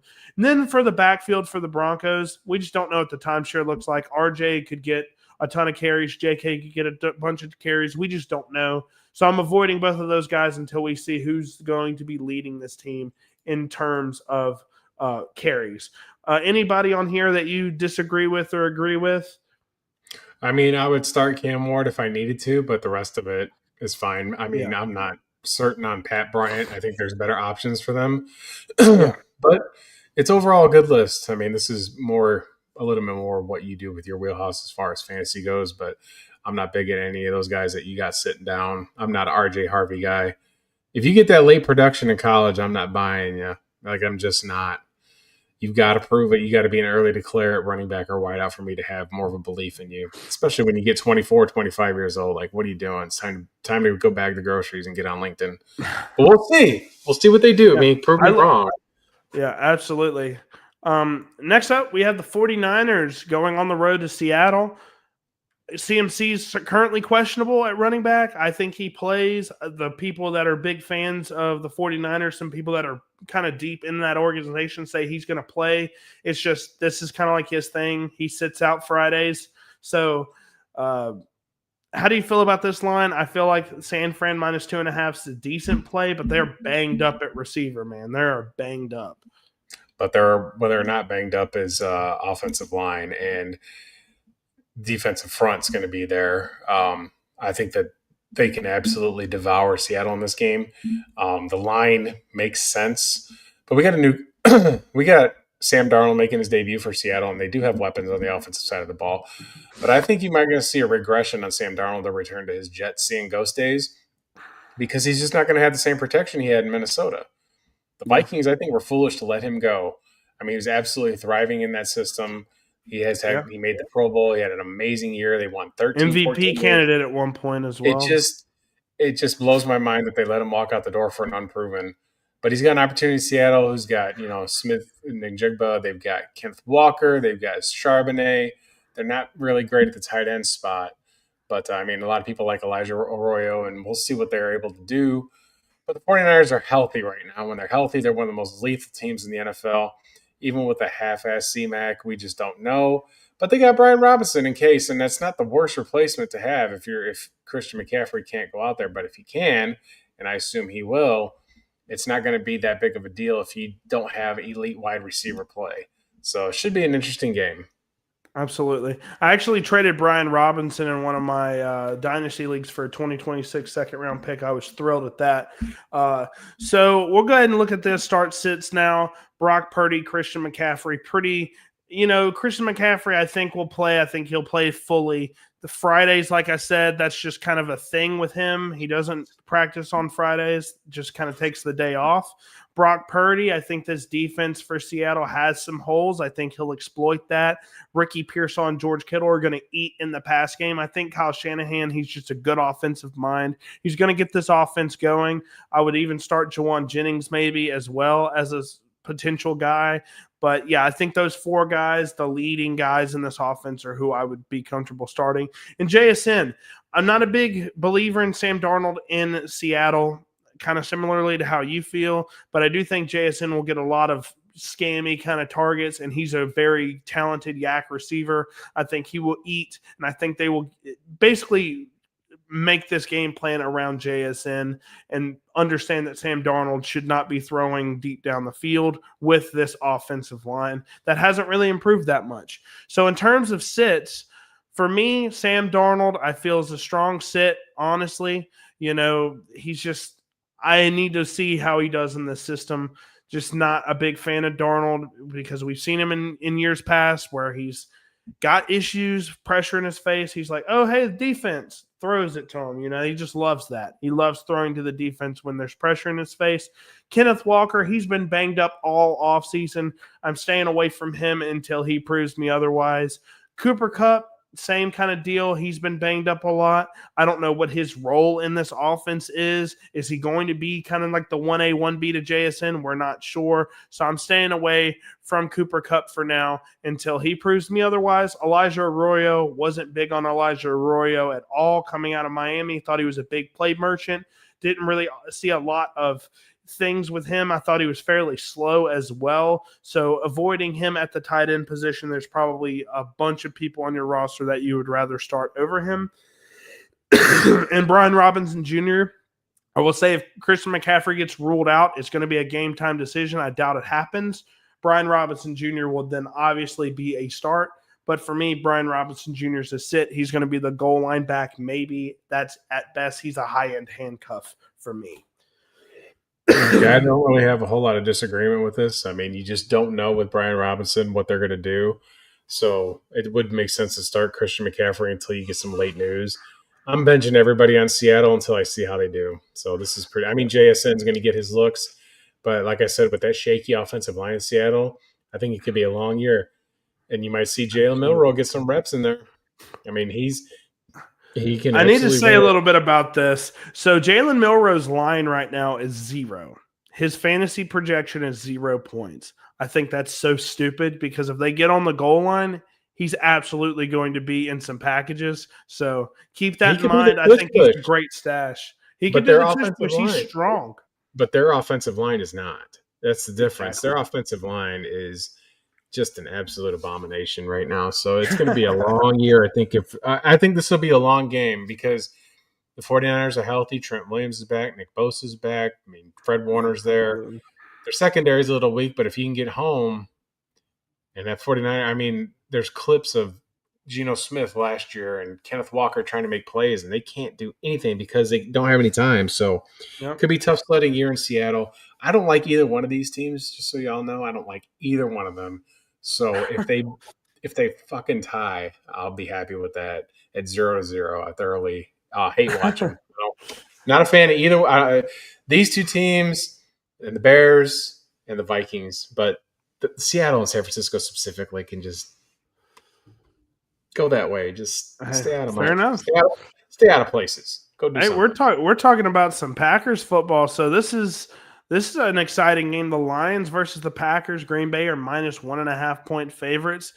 How do you feel about this line? Are you going with the hometown Packers here? I love what they did throughout the offseason. Liked Matthew Golden. I'm not a big fan of Matthew Golden, but I think it was a good pick. Well, I think with the line being what it is due to the acquisition of Parsons. I mean, clearly he's the best defensive pass rusher in the NFL right now. They tried to speculate on his back, but I saw the Packers are posting on their X that he's doing like squats and turning with all these bars and doing all this stuff. He's fine. He's going to play. I think he's going to play the whole game. I just do. I don't think he's going to be in there in a limited role. And he creates matchup nightmares for the Lions because the Lions don't have Dan Skipper anymore. Frank Ragnow retired on the front. So it's all Panini Sewell. Well, if Sewell is going to, Parsons, you just line him up on the other side. That's all you got to do. You don't have to put your best pass rusher against the best tackle. I think that the other thing that the line's tricky here because the Lions have won 3 straight in Lambeau, which is unprecedented because prior to that, they had lost like 17 straight there. So the Lions are also breaking in new coordinators. There's question marks as to how they're going to run the offense with that. I think that there's people trending down on them. I'm trending down on the Lions a little bit, but they still have the Sun God. They still have Gibbs. They still have Montgomery. They still have Goose. They didn't lose anybody on offense. They still have Sam Laporta, but the offensive line lost players. And that's kind of, and they lost their play calling. So those are going to change the dynamics of the Lions football. Defensively, though, they get Hutch back after a broken leg. I got to see it. But I like Zach Tom to neutralize him. I think Zach Tom can absolutely neutralize him. He was one of the best pass protectors. I like Rasheed Walker on the other side. The Packers got 2 great tackles. Their problem is the interior. But I think that if they just handle DJ Reader up front, it's going to be probably the game of the week. I mean, these teams are – either one of them could be represented in the Super Bowl. I mean, these are both Super Bowl contending teams. Explosive offenses as well on both sides, so – the Lions get a break to come here when it's warm, when the weather's still nice. There's no weather on the indicator for September the 7th. You still haven't gotten the cold and those kind of things, but it should be an exciting football game. I think the Packers are getting the 1.5 because they're just improved defensively with Micah Parsons is an absolute needle mover. You've got to account for them, and they didn't have that with what they had. I mean, they lost Kenny Clark, but then they got, they're going to put Van Ness and Wyatt in there. I think that Packers front 4 are really good. They're one of the best in the league. And when you're able to get a pass rush with somebody like Micah Parsons, it changes your entire defensive outlook because it relieves some stress on the secondary. And that's the Achilles heel. Jared Goff's game is play action football. So if I'm the Packers, I'm going to make them throw it. Like I'm gonna be sending them all day long. But with Parsons, you don't necessarily have to do that because he's gonna get there. You're gonna have to chip him with Laporta. You're gonna have to do something. You have to account for this man. So that's why I think they got explosive off the line. His first. I got one huge disagreement on your lineup here. So we'll get to it. I'm going to assume it's Jordan Love. So for me, it's not. No. Really? Okay. Well, for me, I feel like I know which one. So Jahmyr Gibbs, I think, is an obvious start. I think the timeshare between the running backs here are going to be less and less prominent now. I think Jahmyr Gibbs is the RB1 in this offense now. David Montgomery, I liked what he did last year, but man, he's just – when he went down last year and Gibbs showed out and he was one of the best running backs in the country in the NFL last year when he was out, I feel like Jahmyr Gibbs has earned more time. He's going to get the bulk of the carries because he's that explosive. And David Montgomery resorts into like a third down back, short yardage guy. Amon-Ra St. Brown, I think, is just clear cut. He's on back-to-back wide receiver 3 finishes. He will be a stud again this year. Matthew Golden, I think, is good for a couple of big targets. He's got great hands, great ball skills. I think Jordan Love will throw the deep ball a couple of times his way, and that will make it happen. Josh Jacobs, I think he's one of those true kind of workhorse running backs that he will get a ton of carries. He'll get a couple of targets as well. You know, you guys, I want to say Marshawn Lloyd is hurt as well. So you guys, I mean, it's kind of hard for him not to be the goal, just the workhorse here. And then lastly, I got Jaden Reed. I know Jaden Reed, he's got some issues with his foot, but he is going to play. I love what Jaden Reed put on film last year. Even an 80-70% Jaden Reed, I think he can make some explosive plays happen. So he's probably my least confident of any person to start. But if he's your flex play and he's got an 8-point projection, I think Jaden Reed can really shock some people and get into the end zone at least once this weekend. And then for the sits, Tesla's a sit for me. He had a ton of touchdowns throughout the preseason, looked great, but at the end of the day, he is a wide receiver 3 in a run-heavy offense. So for me, Tesla is a clear sit. I don't even know if his projection's that high, but people are really high on him. I'm not sold on him just yet.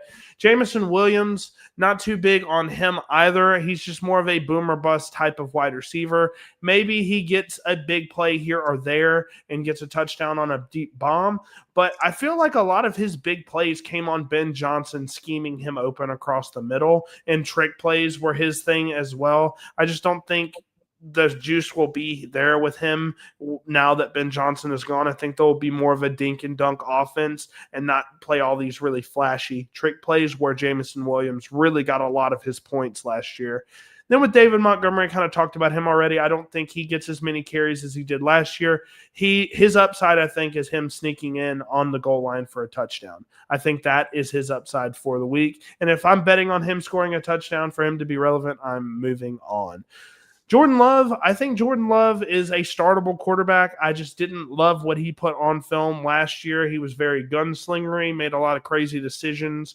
While he has shown stretches of really good play in the past, I just got to see him be consistent before I have confidence starting him consistently. And then with Romeo Doubs, this could be any Dontavian Wicks, Romeo Doubs, any of these other wide receivers that aren't any of the wide receiver 3s. I'm just not a big fan of these guys just because the Packers already spread the ball around enough as is. So I'm just kind of keeping it with the guys that I've seen get consistent targets and keeping away from the wide receiver 3s. You said you had a big disagreement with one of these. Which one is it? It's just Reed because I think the injury is worse than they're leading on. I wouldn't start him until I'd make him prove it a game. It's just too risky. Too risky. I don't think I think that he's on the bench. Like, he's still limping around in practice. I mean, he's been in a walking boot. It's just going to be I think that there's a chance he strains his calf. So that's just my take. I hope not. I'm a Packard fan. I want him to play, but I would if I had to pick between. I've heard some positive things. I've heard some positive things about him playing. I've heard some positive stuff about his injury from Twitter, things like that. So hopefully he's fine. If not, give him a couple weeks. You know, I hope and pray that he does something good there. Right. That's crazy. All right. Next game here, we have the Houston Texans going to SoFi Stadium playing the LA Rams. The Rams are -2.5 favorites. Doesn't really make sense to me. I don't love the Rams roster. I actually like the Texans roster more. I would take the Texans +2.5. What do you think? Well, this is a free play for me, so I absolutely love the LA Rams at home here. The Texans' offensive line is, who are they? Tunsil is gone. Everybody's gone. We saw regression with C.J. Stroud because of it. Who's going to run the ball? We got Nick Chubb coming off a torn leg. I mean, they've got great wide receivers in Nico Collins, and Tank Dell's not back yet. I mean, I don't know if he'll ever play football again. But I think the Texans are trending down, sadly, for Coach Ryans, who I really like a lot. And if Alabama does fire Kalen DeBoer, I would love for Alabama alum DeMichael Ryans to come back to Alabama. That would be my number one replacement, but that's not the point because I don't want to fire DeBoer. But I think that the Texans are in a world of trouble in the AFC South this year because of this. Mixon's out. Diggs is gone. Dell is gone. The offensive line is in shambles. Now, they still got Stingley, and they got Petrie in the backfield, and they've got great solid linebackers with Harris and Toa.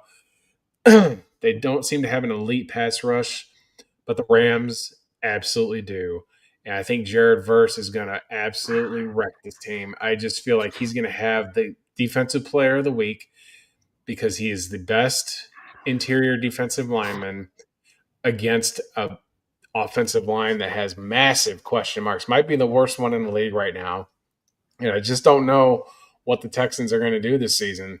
I think they might have a losing record this season. It's unfortunate because that's such an important position. You're going to put CJ Stroud in shambles unless Nick Chubb can carry it, 20 times. But and pre-injury, absolutely. But now we just don't know. We got to see it. So I'm out on the Texans in this game. I'll take the Rams. I'll lay a field goal. I'll take the Rams at home. Fair enough. Well, let's go ahead and look at the starts. Even if Stafford got hurt, I want to say that too. Even if Stafford, because I know his back is on its last leg. But if Stafford gets injured, they should put in Stetson Bennett, not Jimmy G. Stetson Bennett looks really good. I don't like Stetson Bennett hate. Dude throws with lasers. He's got his life together. Looked really focused on football. I think that he could be a solid quarterback in the NFL. So I do think this game could be high scoring. So I do like the quarterbacks for the most part. I just don't know what Matthew Stafford's going to look like in this game with the back issue. How ready is he? That's why he's on the sit, but we'll talk about him in a moment. CJ Stroud, I think he's going to have a solid enough game this year for him to be, startable this week. So definitely like him this week. Nick Chubb, I think he can carry it enough. He looks good in the limited carries that he got. And Nico Collins, I think, is going to be good for one big play a game. Didn't really love the Rams secondary. Jared Verse is amazing, but, there's not a lot more on that team that I really love. They kind of have a lot of just guys. So I think Nico Collins can get a decent game under his belt. I'm not in love with him in fantasy, but I think he's worth starting week 1 for sure. Then Kyron, I think he'll get a goal line touch or two, and chances are he's going to get in the end zone with one of those goal line touches. He just has a nose for the end zone. So Kyron, I think he's worth starting. Puka, you can't not start until he gets hurt, regardless of who his quarterback is. He's just that explosive and can get that many targets. Devontae Adams isn't on here. I'm not quite sure what to do with him. If he's your flex play, I wouldn't feel terrible about it, but overall, just not too big on Devontae this year. Stafford already talked to the injuries, keeping me away from him. Terrence Ferguson, him and Will Dissly, I think, is the other guy. I forget the other guy that's there, but they're probably – we don't know who's going to start over who there, so I'm staying away from Terrence. Christian Kirk, I know he's dealing with injuries. I'm staying away from him for the time being. Dameon Pierce, I think he's the RB3 there behind Woody Marks, so I wouldn't be starting him right now. And Dalton Schultz, he's just not a consistent option even when the offense is doing good, so I'm sitting him until he is consistent. Looks like the Chiefs are going to lose 27-21 to the Chargers. Rough start for the Chiefs. But we'll go ahead and get to the next. Since you're transitioning, go ahead and go to the next slide. But I just want to tell all 17 of our viewers that I'm now 2-0 in my NFL picks. I had the Cowboys plus 8.5. I had the Chargers plus 3 tonight, outright winners. So that's why you got to go to my winnable, subscribe. I'll have my NFL picks up for Sunday. I've already given a couple free plays away on the stream. I've got some college plays for tomorrow. Because how many football games, we should be getting close to the end of NFL slate here. We got, 2 more? Yes. I think this is the Sunday night game, and then we have the Monday night game with the Vikings and the Bears. Yes. So this is one of my favorite matchups. This is the Sunday night football matchup for a reason. It's the Ravens going against the Bills. They're going on the road to play the Bills, and these are two of the best teams in the AFC for me. The Ravens, I do think, take this one. I think they are plus 1.5, so I will take the points with the Ravens for sure. I think they outright win this. I would probably do Ravens money line here. How do you feel about this one? This is probably one of your 3 units, I would assume. I wouldn't say a 3-unit play. The only 3-unit play I have is on that Falcons and Buccaneers game. This game here is really, really close. I picked Buffalo to win the Super Bowl. This line to make the Super Bowl, I should say. This line feels right. This is a playoff atmosphere, Sunday night, Buffalo. I mean, this is perfect. Last year we had Ravens at Kansas City, came down to the last play of the game. Unfortunately, Isaiah Likely's foot was on the line, and they didn't get the touchdown. I think this is a super exciting game. I'm not touching it with a 10-foot pole because both these teams are elite. I think the line could be either way. That's when it's really hairy to bet because you can make absolute arguments for each of these teams to be favored. The coin flip. I think Buffalo gets the advantage for being at home. I mean, the Ravens improved. I don't know if Jair Alexander is going to play. As a Packers fan, you just never know if he's going to play. When he plays, he's a game changer, that's for sure. But nonetheless, I think that this is just a game to kick back, relax. It's Sunday night. Watch good football, man. And enjoy a good football game, man. And if you got fantasy players on it, Bobby's going to go over those in a second. But this is the one game I don't feel comfortable putting any money on. I don't care about the line, the total, none of it. Just enjoy some football on Sunday night because you have already won your money if you subscribe to my stuff. See, you already have your money in the bank. Then you can just make yourself some popcorn, pet the dog, put on some ball, hang out with your boys, talk shit about your fantasy team kicking ass that day. That's all you got to do. Stay away from the line. Stay away. Run. Well, let's go ahead and look at the start sits. So pretty vanilla all the way across the board here. Like Lamar, any given week, any given Sunday, Lamar can put up 50 points on your face. Same with Josh Allen. We'll talk about him in a moment. But Derrick Henry, I think he absolutely cooked the Buffalo Bills last time they played early on in the season. I want to say his first run was 80 yards for a touchdown. I don't see him slowing down anytime soon. He is a freak of a human. His offseason workouts have been insane. I am really happy if I have Derrick Henry as my RB1. Josh Allen, he can legitimately have 5 rushing touchdowns in a game, and that would not surprise me whatsoever. He is a dog. I don't know how he hasn't gotten hurt yet, but he's my QB1 overall finish this year. So definitely starting Josh Allen. If he's your QB1, you should be happy. James Cook, wasn't big on him in the offseason because of the contract stuff. Looks like he's going to be playing. I know the run defense for the Ravens has been decent. They've added a lot of defensive help, so who knows what he does, but I think he'll get in the end zone at least once this game. I think they will try to run through him a decent amount early on to try to keep Lamar and Derrick Henry off the field. Then last but not least, I think Keon Coleman's going to have a bounce back year in his sophomore campaign. He was hurt a lot of his rookie season. And you know what? I mean, honestly, I really think Keon Coleman, he's the wide receiver one in this offense. I think he can really turn a lot of heads this year. If he is a flex play for you in deeper formats, I think Keon Coleman's somebody that you should feel good about. And then Khalil Shakir, Josh Palmer. I'm not really big on any of these other Bills wide receivers. Khalil Shakir wasn't even really a guy that –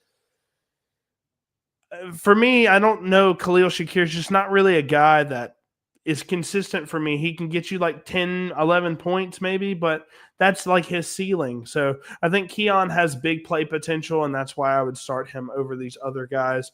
And then for the Ravens, I'm just doubting all of these Ravens pass catchers, Zay Flowers included. They just don't run the ball enough. I mean, they don't pass the ball enough. They run a ton. So I'm sticking with Derrick Henry and maybe even a Justice Hill start if you guys believe in that running game that much. But definitely Lamar and Derrick are my picks here, fading the pass catchers for both teams pretty much outside of Keon Coleman.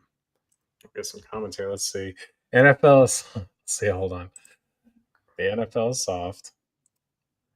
They really suspended the Eagles. No, they did not. I'm done with football. Buddy, you guys are 1-0, Philly. You're 1-0. Didn't have a great showing, though, versus a Derrick washed Henry, Cowboys. Derrick Henry is an animal, that's for sure. Derrick Henry is a unicorn. He's so famous for saying, they asked him in high school, don't you get tired running the ball, because he ran the ball an absurd amount of time. He goes, the ball ain't heavy. And this should be the approach. The ball ain't heavy, He's just an absolute psychotic animal. It's just Derrick Henry is one of my favorite Alabama players of all time. Him, Tua, Jalen Waddle on offense. And on defense, it's Reuben Foster, Pat Surtain. Those guys were absolutely electric. Javier Arenas, just great stuff. Absolutely. All right, well, let's go ahead and look at our final matchup for the weekend. This is Monday Night Football. It is the Vikings going on the road at Soldier Field playing against the Bears. We have opposite opinions on the Bears. I think they're a playoff team. You think they're still a year away with Ben Johnson. I like Bears plus 1.5 here versus the Vikings. I'm not quite sure about J.J. McCarthy yet. And Jettas is a little banged up with a hamstring issue, even though he will be a start for me. How do you feel about this line? I'm taking Bears plus 1.5 here. Well, I never will give away a Monday Night line for free, but I'll tell you that this is one of my favorite plays of the week as well. It's a 2-unit play for me. So I'll definitely have this posted on my winnable. But there are some question marks on both sides of the ball. We don't know how effective Jefferson's going to be. Addison is out. Aaron Jones is in the backfield, but we don't know about J.J. McCarthy. And on the flip side, we do have Caleb Williams, but we got a first-time head coach calling plays. I think the electric atmosphere in Soldier Field is going to be something, though. I think Bears fans are super excited to be let down again, but that's their MO. That's what they do every year. They were off-season champs every year until the Packers took that from them when they got Micah Parsons. I mean, they were just absolutely doing everything they can. Yeah, I'm teasing Bears fans a little bit because that franchise has been in shambles forever. But they've got some things to look forward to with Colston Loveland. I mean, they got Luther Burden. I'm not the biggest super high on Odunze yet. I got to see more of it. And I have to see Caleb Williams do it because I have not seen him beat a elite defense ever going back to his days at USC. I've got things about quarterbacks that are emotional like that. It's just that's the one position you cannot be emotional and you have to be mentally sound to play it, or because you're leading the team. But we'll see. Maybe Ben Johnson's whipped him into shape. I'm sure they'll have a few trick plays up their sleeve. The weather's supposed to be nice in Chicago this weekend. It's a good Monday night NFC North matchup. And, we're just going to see. Vikings have a great defense, so I think that there's a let's put it this way. I'll give one free play on Monday Night Football as I'm taking the under here. I'm taking the under. I think it's at 44. I like the under on this one because Brian Flores' defense is absolutely amazing. Braxton Miller's your best offensive lineman on the left side. Well, they got a guy named Ivan Pace who plays linebacker in Minnesota. Plus, they've got Dallas Turner, and their defensive front is still electric. Brian Flores is still doing things. It's one of the great matchups of the week. We got plenty of storylines on all the NFL matchups, but this here is going to be specifically Bears fans are going to be going nuts. I'm looking forward to see how they clash out. I'm not a Bears fan. I'm a Packer fan, but I do want to see – I want to see how they both play because, I mean, this isn't like how I have a collegiate hate for Tennessee or LSU or that. This is different in the pros. And as a fantasy football player, you want to see how these teams do. It kind of takes that edge off it a little bit. But I think these two teams are going to be fighting for last place in the division. So let's just put it that way. So before we go over this, I want to go ahead and go over some of the stats for tonight's game because I gave you guys start sits for this game a little bit late, but go ahead and tell you guys. So Mahomes did great. He had over 25 points. Herbert went crazy, 300 yards, 3 touchdowns. They end up winning the game. Omarion Hampton had 4.8 points tonight. Najee Harris had like 4 points tonight. Travis Kelce did catch the lone touchdown pass from Mahomes, so that ended up being good.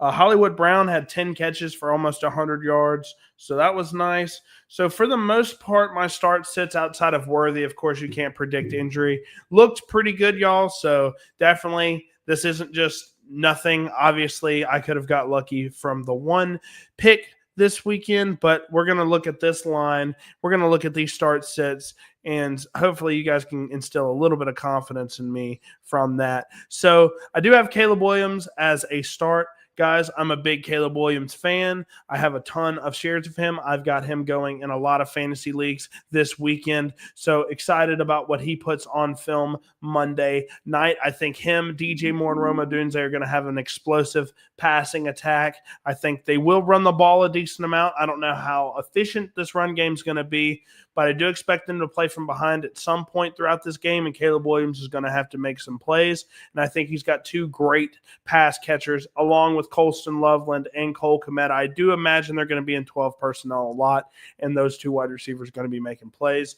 Justin Jefferson's a start unless he is out. I'm taking Justin Jefferson even if he is questionable up until the last hour. I am starting Justin Jefferson. He is, in my opinion, the best wide receiver in the NFL. And then TJ Hawkinson. JJ McCarthy, we don't know how confident he's going to be versus this Bears defense. So he might just have a safety blanket in TJ Hawkinson. That's what I imagine. I think TJ Hawkinson gets a lot of touches this week or Monday. With J.J. McCarthy as a sit, I just got to see it first. I do like what I saw on film in Michigan and throughout the preseason. I do like a little bit of what I saw, but I need to see him in live action, see if he can get it done. The running backs, I think they're in a committee, so I think both of these guys are going to be largely irrelevant until one of them pulls ahead. Luther Burden's going to be a sit for me as well because I don't think they run a lot of 3 wide receiver sets, and I don't imagine he will be in 2 wide receiver sets because you have DJ Moore and Rome Odunze, so sitting him for the week as well. And then DeAndre Swift. He could easily get a touchdown or 2 this week. He's explosive, but he didn't look great last year, even though the offense was terrible. I just don't know the upside with DeAndre Swift. I like him as a value play as your RB2, but outside of that, I would probably be sitting him for any other option that has around a similar projection. Yeah, it looks pretty good. I mean, I think DeAndre Swift might be a decent start, but other than that, I think you pretty much got it down. Absolutely. So that is every single game, I believe. Let me make sure. Time for our college plays. It's time for the college plays. So I'll go ahead and start. So I will actually be in Starkville in the press box for tomorrow. It's a 6:30 kickoff in Starkville for the Mississippi State-Arizona State game. I like plus. Look, I'm drinking the Kool-Aid for the Bulldogs. I'm fully bought in. I was there last weekend in Hattiesburg watching them beat the Southern Miss Golden Eagles, or the Marshall Golden Eagles, whatever you want to call them. Really liked what I saw from the offense. Thought the defense was much improved. So I am taking plus 6.5 MSU in this line. How do you feel about this line? I feel like a touchdown is just 6.5 for number 12 versus one of the bottom teams in the SEC projected. Just seems a little weird. Starkville's a tough place to play, my friend. So I'm going to say something that's going to sound funny. But I think the fluff can handle the Sun Devils. I think that this game is super close. Comes down to the last possession of the game. Arizona State looked really sloppy last week here at home. I just think that the fan bases have kind of been chirping at each other a little bit. It's been kind of interesting to see because evidently there's not good hotels in Starkville. I don't know why he said that. Literally, there's not a casino an hour. The nearest casino is an hour away in Philadelphia. So somebody from, I think it was On3, pressed him about it, and he said, well, we can't find any that are booked because you guys selling out the place. So way to backtrack and kind of upsell your Mississippi State Bulldog fans to not ring those bells. Did you see the bells? Yeah. Did you see the little bitty mini bells? They had little jingle bells that they're jingling at practice. I'm like, y'all don't know what a cowbell is? You guys are about to find out, I promise. This stadium in Starkville is going to be electric. The farms out here are a little bit different than the farms in the East, but we do have farms out here in Phoenix. I got to clarify that. They're just a little different. They're just not as it's just a little bit harder to water. But nonetheless, I think that the Bulldogs can pull that off. I think it could. If they won the game, I don't think it'd be as surprising as people thought. I think this is an absolute similar situation to Florida State and Alabama, to where you might be thinking you're feeling yourself a little bit. It doesn't feel like that's Dillingham style, but I think Mississippi State's got can keep it close. So I'll just put it that way. I'll take absolutely. Go ahead and talk a little bit about the Baylor SMU matchup. SMU's at home.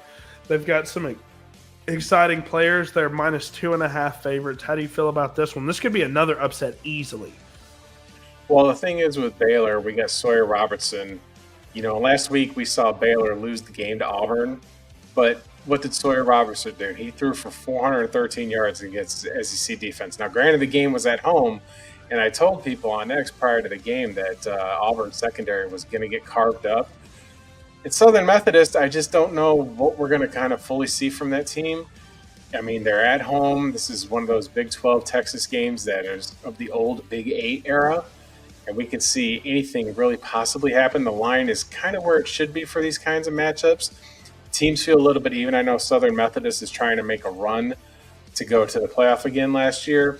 But, I mean, these teams have been playing for God knows how long. I think that the line is really close. But I think that Baylor, I don't think they're going to start 0-2. I think that they might be an outright winner here. The money line might be worth the grab. Baylor's, still got a ton of returning players. I think they're a little bit angry about how letting Jackson Arnold run for 300 yards or whatever was on them last week is just absolutely not going to sit right with them. Plus, they get the extra day of rest. So give me the Bears in that one. Give me the Bears to win. Next up, we have Iowa, who's always in there as a defensive powerhouse, going on the road to play Iowa State. They looked sloppy in week 0, comes back, get a solid win in week 1. I mean, I don't really know about this line. I feel like this is a line I'd stay away from, because Iowa's always in there for an upset, I know you have your quarrels with Iowa and Iowa fans, but look, man. Not the fans, but I'm just saying they got to demand more. That's all I'm saying. They love their team. Like, Iowa fans love their team. They got a tradition. I think this could be another upset, man. Well, I'm going to say I like Iowa State's quarterback better. I know that they played sloppy in week 1. Oh, so you're taking the points here? Is that what you're saying? I would stay away from the line, honestly. Okay. But I do like Iowa. I don't know.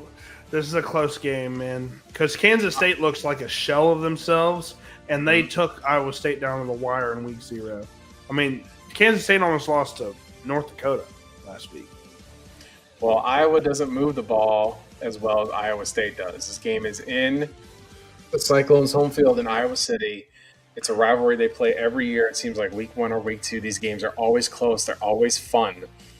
Yep. This should be one of those week 0 games. Like, these non-interconference in-state rivalries should be week 1 conference or week 0 games. This is one of them. Like Mississippi State, Southern Miss type deal. But I'd even say Iowa State. I'd say Bedlam. Bring that back. Bedlam's got to be your main event. Because Oklahoma and Oklahoma State that's just pure hate. It's amazing. Like Cal and USC.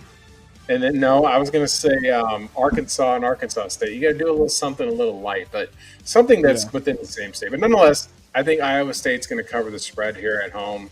I think that there's a Heisman candidacy going to be going for that boy Rocco behind center. Yeah. So we're going to see. I think that they're going to show up. They got, Campbell's a great coach there. They've absolutely resurrected this program from the ashes. My favorite Iowa State moment is years ago. Oklahoma State was ranked number 2, and they flew into Iowa State, who had stunk that year, and Iowa State upset them. And because of the upset, Alabama got the 2 seed in the BCS Bowl and ended up getting their rematch with LSU. So I'll never forget. That was the Brandon Whedon, Des Bryant teams. So, but nonetheless, Iowa State, I like them to cover the 3.5 here. All right, and then we got a big favorite here, Oklahoma State going on the road in Eugene, Oregon to play number 6 Oregon. Oregon's favored minus 28 points as of about an hour ago. How do you feel about this line? Do you think Oklahoma is going to get just mollywopped that bad? Feels like it. Oklahoma State can't move the football. They can't throw the football. Oregon is just absolutely eating it up. Oregon's got more experience. The game's in Eugene. But this game is my favorite game of the week. That's because Mike Gundy has been barking at Oregon about Phil Knight and Nike, and Oregon State's got Nike, and they threatened to put tape over the logo, the Nike logo for this game and things along that sort. Absolutely hilarious stuff. I think that he might have lit a fire under Oklahoma State's rear end. So I would take the 4 touchdowns here. The game's in Eugene. I mean, 28 points is a lot to pass up. I mean, Oklahoma State really fell apart last year and had a rotten season, and understandably why they're laying the points. I wouldn't necessarily bet it, but since we've got it on the show and it's one of the bigger schools that are matched up, I'm going to take the points just because Yeah. Gundy's just been kind of flapping his gums. I know Dan Lanning is an incredible coach and things along this sort, and they've got the talent, but they are still breaking in a new quarterback, and you just never know. You can have a close first half. This game could be, you know, a 2-touchdown game at the half, and Oregon may pull away and cover the spread. But I'm taking Oklahoma State plus 28 with the Mike Gundy running his mouth. It's just absolutely entertaining. So for South Florida at number 13, Florida in the Swamp, I was curious as to why this line was so high for Florida because South Florida played very well against Boise State last year. Last week destroyed them. Destroyed Boise State. Loved the quarterback play there. He's suspended for the first half. So I found that out about an hour ago. The line goes from 17.5 to 18.5. So their star quarterback he's out past curfew, gets suspended for the first half of the game. How do you feel about this? Lagway, man. There's some stuff that Lagway does with the football. I don't know if you saw him rolling out to his right and just not feet set, throws like a 70-yard laser downfield. No problem. Yeah. He's ridiculous, man. If he can go out there and not turn the ball over as much as he did last year, he could legitimately be a Heisman candidate. How do you feel about the South Florida matchup? And do you think they cover this? Because this was one of my favorite plays with South Florida plus 18.5 until I found out about the quarterback situation. Well, that's a part of it. And I do like Alex Golesh as the head coach there. South Florida has given Alabama fits the last 2 seasons that we played, and we tried to warn y'all. But let's remember last week. I think this line is an overreaction for all the people that are just gobbling South Florida on the points. They had to use a fake punt. They beat a Boise team that didn't have Ashton Ginty. They were at home, right? So all these things worked in their favor, and I think that there's an absolute overreaction on the South Florida Bulls. There is no overreaction on the Florida Gators. You got stars, you got Lagway, you got Napier, you've got a team that's able to absolutely pass the football down the field. I don't think that South Florida has the horses. I will lay 21 points on this one. I think Florida absolutely crushes them. I know USF has. If USF does keep it close, I think it might be a situation where Florida's thinking about their game next week against LSU. So yeah. I just don't know if that might be the case, but nonetheless, Florida has a murderer's row schedule, man. I was looking at that yesterday. I know we went over it in the SEC, but it's hard to remember all of this. I looked at that schedule again. I was like, Mississippi State's schedule's hard. Florida's is hard too, man. Like these are they got the hardest in the country, that's for sure. Yeah, we're tied. Mississippi State and Florida, we both play 7 ranked opponents.